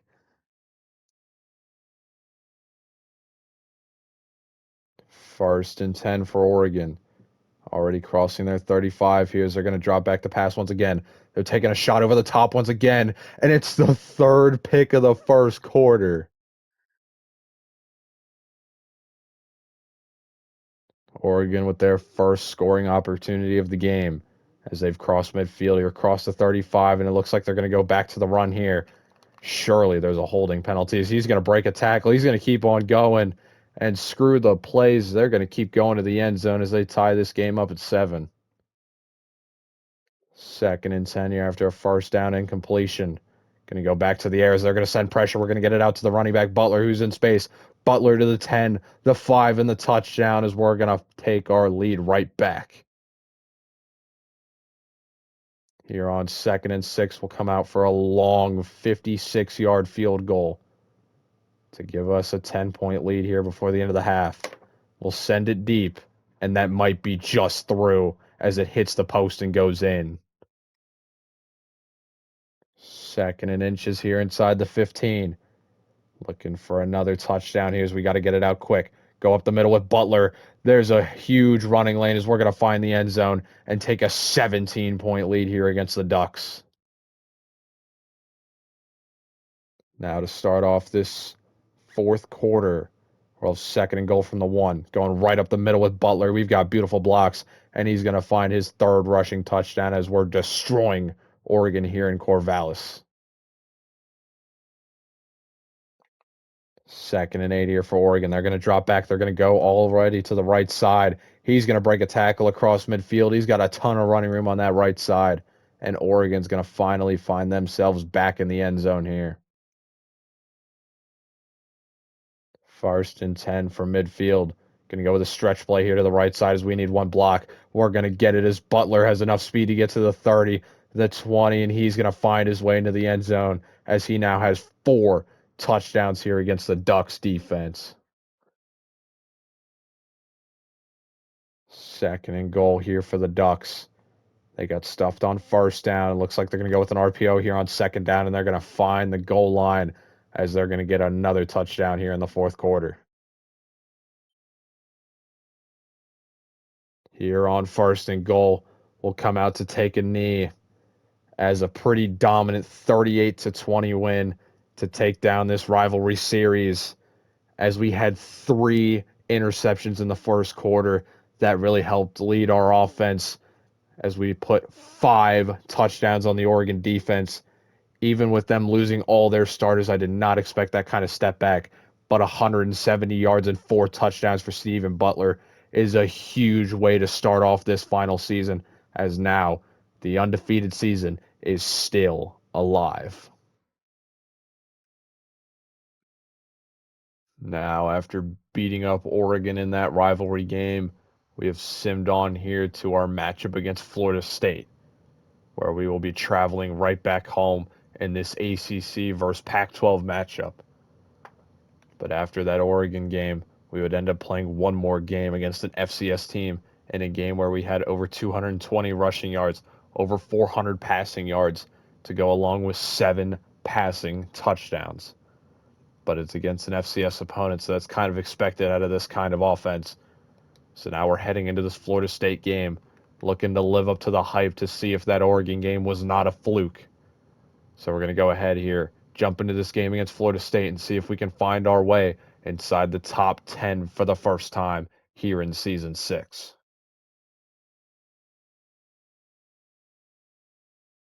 Now, as we head into this game here, we'll be taking on the Florida State Seminoles for the first time in this rebuild as we're going to look for our 5th win on the season. 3rd and 7 here. Approaching the end of the first quarter with a 0-0 ball game as they're dropping back to pass here, looking for somebody to get open as the lefty's going to scramble out. He's taking a shot all the way to the end zone, and it's a bucket as Florida State's going to take the first lead here on a touchdown. We already have a huge 3rd down here in this game. 3rd and 3 from the 4, dropping back, target in the middle of the field. That's a wide open Tolbert in the end zone, and we're going to tie this game back up at 7. 1st and 10 here. We're going to go to the ground game up the middle with Butler. We're going to get a blocking lane. We're going to find the middle of the field, and we're going to find the end zone as Butler's going to give us the lead with his first rushing touchdown of the game. 1st and 10 here as Florida State's going with hurry-up offense. Making some adjustments here at the line as they're going to send some pressure. Going to get to the quarterback. It's going to be a fumble. Who's going to pick it up? It's going to be our defensive tackle, Kaufman, and he could go all the way to the end zone here as we're going to take a 21-7 lead here.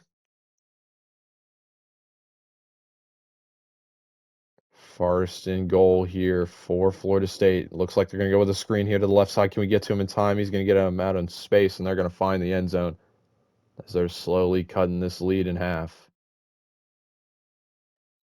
3rd and goal from the 1. Going to try and go with some misdirection here as we're going to motion a receiver over. We're going to dump it off to him. There's going to be a lane for Cheeks, and Cheeks is going to find the end zone, and we're going to take our 2-touchdown lead right back. First and goal here to start off this fourth quarter.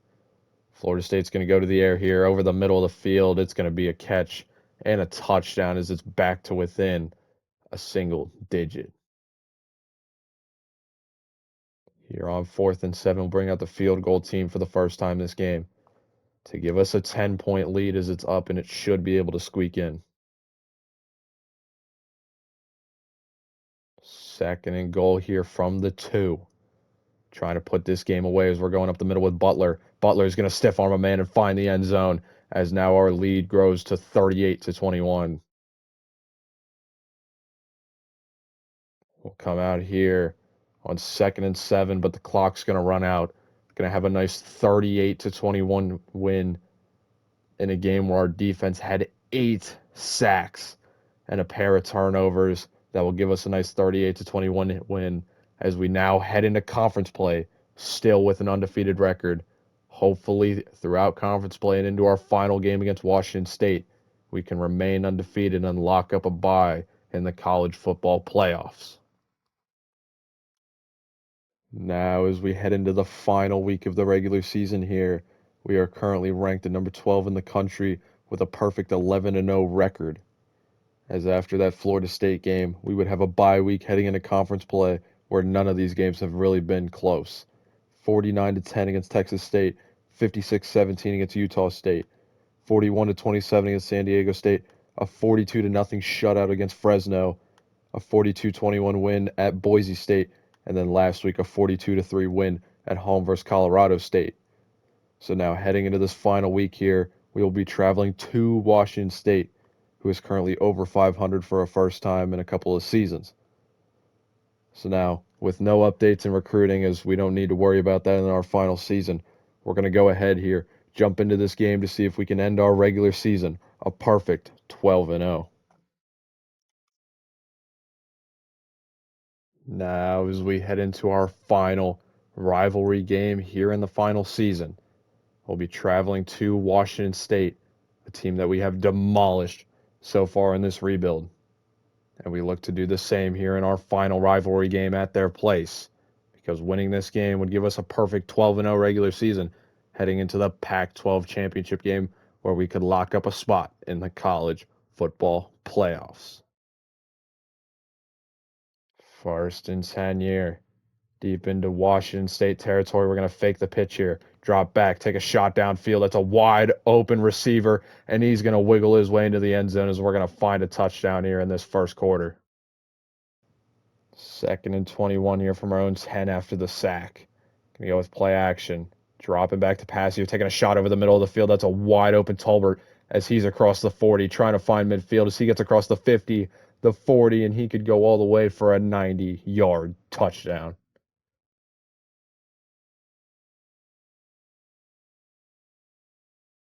First and goal here from the 8. Looking for our third passing touchdown of the first quarter as we're going to target Tolbert over the middle of the field. He's going to beat his man. He's going to find his second touchdown here, and we're already up by 21 points. 3rd and 7. Going to go back to the air here, having a wide open receiver downfield.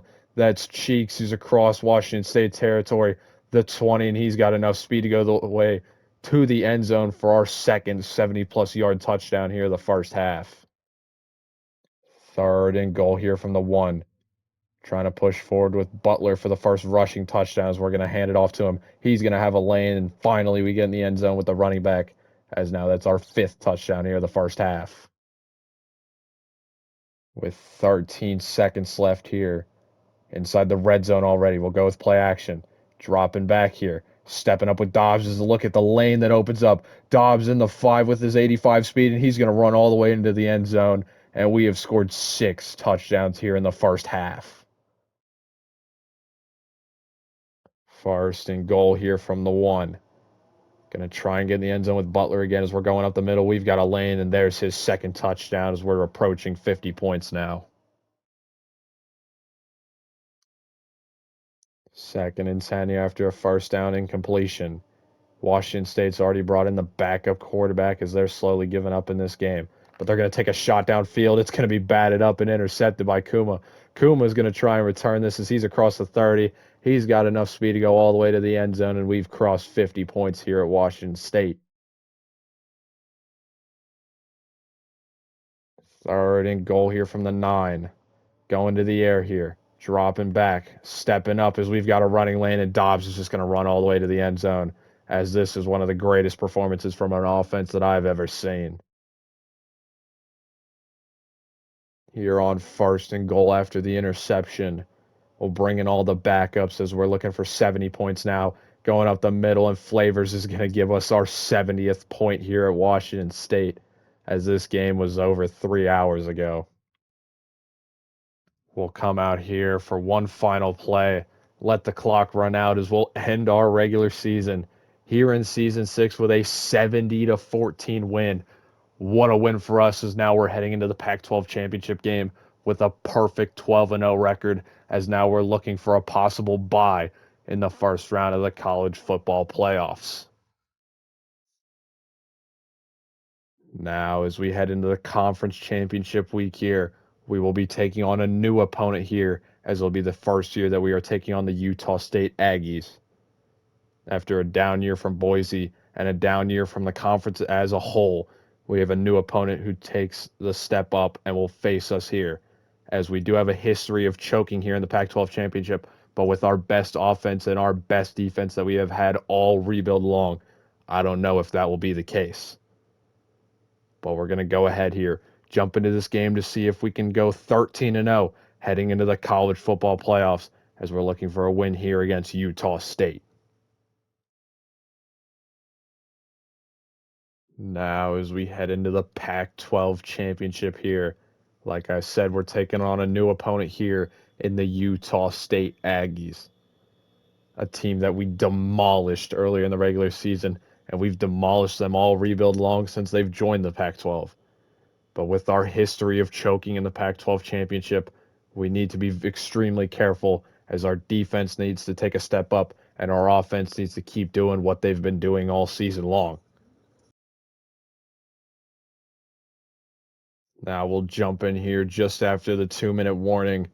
Didn't want to look through most of this game, as we're up 41-3 in a game where we led 41-0 before the previous drive, as Butler fights his way for a solid 9 yards. But like I said, we've dominated most of this game. After a first quarter where we only ended with a field goal, we have led off here with 38 straight points as another handoff to Butler. He hit sticks a man as he keeps on going. Looking to keep his very, very solid season going. He finished third in Heisman voting. Trying to get them to jump off sides here as we're going back to the ground game. This should be the final run, as Butler goes nowhere there. He gets to the 75-yard mark. We're going to come out here for one final play, but the clock is now under 5 seconds. 2, 1, and that's it. The game is over. A 41-3 domination of Utah State, as we have a ton of momentum now. Hopefully we can get a home game in the college football playoffs, but as long as we can just make it here in our final season, it will give us a chance to try and find that final challenge of winning a national championship here in this final season. Now, as we head into the college football playoff round 1 matchup here, we will be traveling to a current 6th ranked Miami after their 10-2 season and an ACC title game win. But last week, I said that Butler ended up finishing third in Heisman voting. I was wrong. He ended up finding his way to the number 1 spot after a pretty solid Pac-12 championship game where he rushed for 75 yards and 2 touchdowns. And on the season, he had 1,442 rushing yards with 22 rushing touchdowns and another 41 catches for over 400 yards. A pretty solid sophomore season, if you ask me. Ended up winning another Heisman Trophy for us in this rebuild. I don't even know what we're up to at this point. But now the focus here is trying to complete our first challenge, which is winning a national championship. And it starts here in the first round, where we'll be traveling to Hard Rock Stadium to play the Miami Hurricanes. Now, as we head into this game here, we'll be taking on sixth ranked Miami in a game where we need to win. This is our final season, our final chance in the college football playoffs. So we're going to have to go an undefeated 17-0 if we want to come home with our final challenge of winning a national title. But it's going to start here as we're traveling to Miami in a game where we need to come in here and absolutely dominate on both sides of the ball. Now we'll jump into this game here with a first and goal for our offense at the 7 as we're currently up by 17 points. Looking to shut the door on Miami as we're going to hand it off to Butler. He's got a lane. He's going to try and juke as he's inside the 1. As Butler has found his stride here. Almost 140 yards. Looking for a touchdown here as we're about to hit the 2-minute warning. We're just going to let it fall. In a game where we were tied 21-21 at half. We have just run away here with 17 unanswered. Fake it, and down goes Dobbs. Destroyed in the backfield on a pretty bad keep there. But here on third and goal, Miami doesn't even look like they're trying to make a comeback as they're just going to let the clock run down. We're dropping back. We're going to the end zone, and that's another touchdown as that's the end of the run for Miami. And we'll finally win a college football playoff game as now we're going to go up 45-21. A beautiful drive from us, forcing turnovers from Miami in the fourth quarter. As now that's a 24-point lead. A huge start for us. That could be a huge momentum shift for us heading into the second round as we'll kick it off now. It's going to land inside the end zone, and they're going to take a knee. And now we'll get to see Miami's offense for the first time here. Unfortunately for them, it's with less than 80 seconds on the clock. Down by 24 points. They need 3 touchdowns and 3 two-point conversions, as that's a first. But 7 rushes for 25 yards from your starting running back is not what you wanted to see in the biggest game of your season. As now they're going to make some adjustments here after taking a timeout. Dropping back, going underneath towards the sideline to find an open receiver who's just shy of a first down. As they'll use their second timeout here. 2nd and 2 here. Looks like we're going to send 4 off the edge here. Try and get to the quarterback as he's dropping back. Got a clean pocket, taking a shot towards the sideline as he has a first down inside the 45. Solid catch there, solid play there from them. But we're inside the final 45 seconds left here of the season for Miami. Dropping back, going over the middle once again as that's been their spot, their comfort zone. As they're taking their final timeout here. Wonder if Miami's just trying to go to the end zone here to make this a respectable game once again. As now with 36 seconds left, motioning the running back out here, dropping back, going underneath. Just jukes, but he does find the first down as he gets shoved across. Hurry up offense. They're not going to spike it. Looks like they're going to go to the air here. Probably to the end zone a couple of times. Motioning a tight end off to the left side here. Another clean pocket, but then it quickly gets swallowed up as he throws it out of bounds. That pocket was not very clean for very long. As now here on 2nd and 10, we're going to send everybody deep. Rushing 3 as they're going to send it over the top to the end zone. As it falls down, nobody's going to come up with it. And now we've got one more play here to solidify our win. As they're going to drop back, we're sending 3 once again. Going to the end zone up top once again to the right side. There's a flag on the play, but the clock is going to hit triple zeros. It's going to be PI against us. Will they give Miami one more play? Let's see. They'll go for one more play. 1st and goal from the 9 with triple zeros on the clock. This is guaranteed to be the final play unless there's a penalty going over the middle of the field, and it's going to be intercepted. A fitting way to end this game as we're going to go home with a 45-21 win, as now the rest of these games will be on neutral sites. And look at that, a shutout in the second half of that Miami offense. Almost 140 yards and 3 rushing touchdowns for the Heisman Trophy winner. Stephen Butler is now will head on to our second round matchup. Now, as we head into the second round of the college football playoffs here, we will be taking on third-ranked 11-2 Clemson, a team that didn't lose at all in conference play during the regular season, but they ended up losing to Miami in the ACC championship game. So this team is beatable. Now, throughout the rest of the first round, FAU would end up losing to fifth-ranked Pitt. Ninth-ranked Florida would end up losing to eighth-ranked Texas A&M. We would dismantle sixth-ranked Miami, and then seventh-ranked USC would end up beating out Penn State. So if we are able to come home with a win here against Clemson, we will be taking on either second-ranked Oregon or seventh-ranked USC.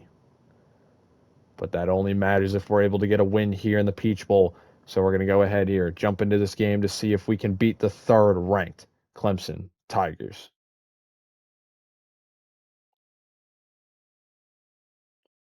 Now, as we head into the second round of the college football playoffs here, we'll be taking on the third-ranked Clemson Tigers in the Peach Bowl, a place that we've struggled so far in this rebuild, but hopefully after getting that very, very nice win against Miami in the first round, we can break that curse and our offense can keep rolling here as we look to take on either USC or Oregon in the third round. Now, as we jump in here, unfortunately, it's a little bit later in the game as this game's just been extremely boring to watch. But we currently have a 28 to nothing lead as Clemson going to the outside there for about 5 yards. A Clemson offense that was the best in the ACC and top 10 in the entire country has been shut out here by our defenses. That's a beautiful route over the middle. Gets them across the 40. We've been stopping them on fourth downs. Fumbles have been hurting this Clemson team a ton as we've just been doing our work in the end zone as they're going to the sideline once again with 40 seconds left. They've got all three timeouts. It doesn't look like they're going to use any of them as they're still going to go with hurry up offense, play action, going over the middle once again as they're across the 45. Oscar Staples, the Clemson quarterback, still under 200 yards passing, is now hurrying back up to the line. We're inside 10 seconds. He's taking a shot downfield, but it's swatted down. It will finally stop the clock here with 5 seconds left. It looks like we're sending everybody deep. Russian three. Likely going to see an end zone shot here to end the game. They're going all the way up top. There's five coverage guys down there. It's going to fall. The clock's going to hit triple zeros. And a game where we just dominated Clemson. We're going to get the upset win here, 28 to nothing. As now we're going to take on either seventh ranked USC or another rivalry game against the Oregon Ducks. Now, after dominating Clemson in last week's bowl game in the Peach Bowl, we have simmed on here to the Cotton Bowl, where unfortunately we have to play another rivalry game. Here we're taking on second-ranked Oregon, a team that is currently 13-1, and that only loss happened to be against us in week 3, where we ended up taking them down. But after that loss, they have gone on a streak of winning every single game since then, including the Big Ten championship. But now on the other side of the bracket, Notre Dame would end up beating Pitt, and Georgia would end up beating Texas A&M. And then Oregon would win against USC, and our game against Clemson was the only double-digit win, and we won 28 to nothing. So we've got a ton of momentum going on here as now we're heading into this Oregon game, looking to give them their second loss on the season against us for the second time. Now, as we head into the Cotton Bowl here, we'll be taking on the Oregon Ducks in the battle for Oregon, but this time it's going to make its way all the way across the country here to the Cotton Bowl, a team that we ended up beating earlier in the season as they lost almost their entire offense last season to graduation. So we ended up beating them in week 3, but it's always tough enough to beat a team twice in a season. So we're going to need our offense and our defense to keep bringing their A game here and ride this momentum all the way to the national title game. Now, as we jump into this game here, we currently have a 16-point lead. with just under 4 minutes as we're taking a shot downfield as we find our way inside the 25, and Dobbs already over 250 yards with 4 passing touchdowns. This is one of the best freshman performances I've ever seen as he's going inside again, inside the 10. Chad Dobbs, after sitting his freshman season, redshirting, is now up to a 97 overall, and he's driving us all the way down to possibly the national title game, and he's going to take off to the races as he's inside the 5, as Oregon's going to start taking timeouts. They realize that their season's coming to an end, as we could beat them twice here for the battle for Oregon. As now on 2nd and inches, we're going to trust Dobbs, but he's just going to run himself into a brick wall. He's going backwards. Oregon's taking a timeout. As now just before the 2-minute warning here, we'll have a 3rd down with 4 yards to go to the end zone. Dobbs stepping back, dumping it off out of the backfield, but we're just going backwards again. And we'll hit the 2-minute warning. Likely bring out the field goal unit once again. As now on 4th and 5, the field goal to put an end to Oregon's season, as they would have to get 3 scores. It's up, it's down the middle, and we may have just ended Oregon's season and punched our ticket to the national championship. But we've got another 2 minutes to go here as we're sending it deep into the end zone. Oregon's going to return it here, and they're not even going to get back to the 15. As now, Oregon's got a 1st and 10 here, just shy of the 15. They're going to need a miracle. Dropping back, going over the middle to the running back, but I don't know if that's what you need at this point in this ball game. Go with hurry up offense here. 2nd and 5, just shy of the 20. Dropping back to pass once again, going underneath towards the sideline. He's held behind again as he's shoved back. He can't even get a 1st down. They've got to go hurry up once again. Inside the final 90 seconds, dropping back once again. His eyes are way downfield. He's loading up. He's taking a shot over the top. It's double coverage, and it's swatted down. He may have thrown that ball 70 yards, but if there's a target downfield to swat it down, it brings up 4th and 1. Going with the ground game. He's going to stretch his hands forward. He's going to get a 1st down, as Chauncey just saved their hopes of trying to find a comeback here. Dropping back to pass here. Looking downfield, going over the middle. He's got a receiver to the 30. But they've got to hurry up once again as we're hitting the final minute here of the 4th quarter. They've got to make some moves here as they're dropping back. It's over the middle again, but it's punched out. Another 5 seconds off the clock. Brings up 3rd and 4 here from the 30. Dropping back once again, going underneath again on another drag. But they've got to keep trying to go downfield. I don't know if this is the play that you're looking for here. 1st and 10, going to go with a spike.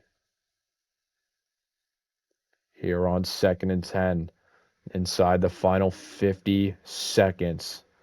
Dropping back, going to the left side this time as he's going to find a slant that's going to get him just shy of a 1st down. But hurry up offense they go. Inside 40 seconds now. 3rd and 1, we're approaching 30 seconds. Dropping back again. Another shot over the middle of the field, as that's another 1st down, and there goes the final timeout for Oregon. 30 seconds left. No timeouts. Down by 19 points. That is 3 scores as they're dropping back. They're going to the end zone now, but it's out of bounds. If that was inbounds, that could have been a touchdown. But a poor throw brings up 2nd and 10 as the pressure is mounting for Oregon.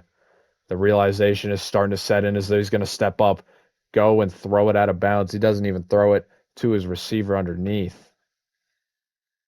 As now we have 17 seconds on the clock. Oregon hasn't moved here as they're dropping back to pass once again, going to the sideline again, but it's overthrown again. This is just not what you want to see out of an Oregon team that had hopes of going to a national championship, as now they're down to their final possible play. It's going to be another pass over the middle of the field, and that's a fitting way to end Oregon's season, as we're going to win the battle for Oregon here in the Cotton Bowl with an interception, and we're going to send Oregon back home to Eugene. What a beautiful pick as we'll bring out the offense here to take a knee, send us to 16-0, and send us to the national title game where we could win our 17th and final game here in this rebuild.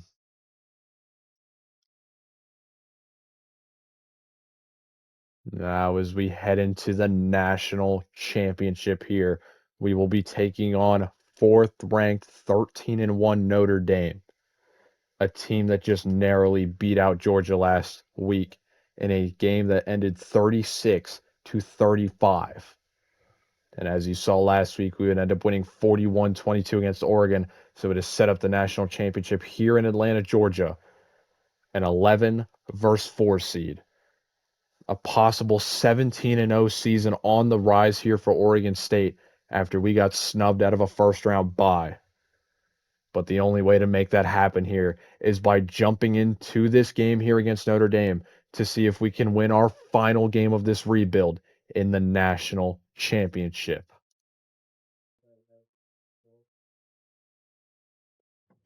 The national championship. The two words we've been looking for all rebuild long as we finally get our first couple of playoff wins here in the final season. All that momentum has gotten us here to the place that we've been looking for. This year we'll be taking on Notre Dame, a team that has beaten Texas A&M and first-ranked Georgia on their way here. But we're looking for the first 17-0 season in college football history, so we need our offense and our defense to step up and make this happen. Now, as we jump into the national championship here, we currently have a 28-point lead. Something we've been waiting for all rebuilds. We're going to the outside there, but we're shut down. Bring out the punt team as Dobbs is putting on a show here with 4 passing touchdowns and over 300 passing yards to his name. It's only his freshman season. Is what a punt there. Pinning them inside their own 30s. They'll start their drive here. Gonna need a miracle as it took us all the way until the final season to win a playoff game. As they're going over the middle here, they're going to find midfield, keep their drive moving here. But like I said, it took until the final season to win a playoff game, and we've won enough here to get to the national championship game with a 16-0 record as they're going underneath again, and they're going to find another first down here across the 40. Their quarterback, Zier, up to 306 total passing yards, but those 2 interceptions to his name has hurt Notre Dame so far as they're going underneath here to their running back to the 35. Azur ended up finishing inside the top 5 for Heisman voting, but you just can't beat out Steven. As here on 2nd and 7, we're going to get to the backfield. It's going to be Matt Isaac with the sack. Pushing them back here to the 43s. He strikes a pose as we're about to hit the 2-minute warning, and our dreams of winning a national championship are getting closer and closer by the second as they'll get the playoff here before the 2-minute warning, likely looking to the end zone instead of taking over the middle here to try and get those yards back. But we'll hit the 2-minute warning here. And now it's 4th and 4. The season on the line, the rebuild on the line here. Notre Dame dropping back, going towards the end zone, a jump ball. It's punched out. The ball's going to fall flat to the ground. And now we're inside 2 minutes here. We might be able to just run the clock out here in the 4th quarter as we're going to go with the ground game here. Find a little bit of space on the outside. He's going to keep bullying his way through as Butler's over 75 rushing yards now. He's got 3 yards on that play. Sets us up here from the 35 as we're likely going to get the ball back in his hands here. As we're just about to hit a minute left here in this national title as he's shoved down. We'll have one more play here. As long as we keep it on the ground, we should be able to end this national championship. As they're going to let the clock go all the way down to 3. 2, they're motioning out Butler, going over the middle to Tolbert. He cannot get a first, but will bring out the punt team here. It might not matter as this clock's going to run down to triple zeros. We're actually going to punt the ball off, but even with a return for a touchdown, It's going to end their season. They're going to call for a fair catch, and we are going to win the national championship here in our final season as we have completed the rebuild. We have completed both challenges as we won multiple Heisman trophies, and here to round it out with a national championship.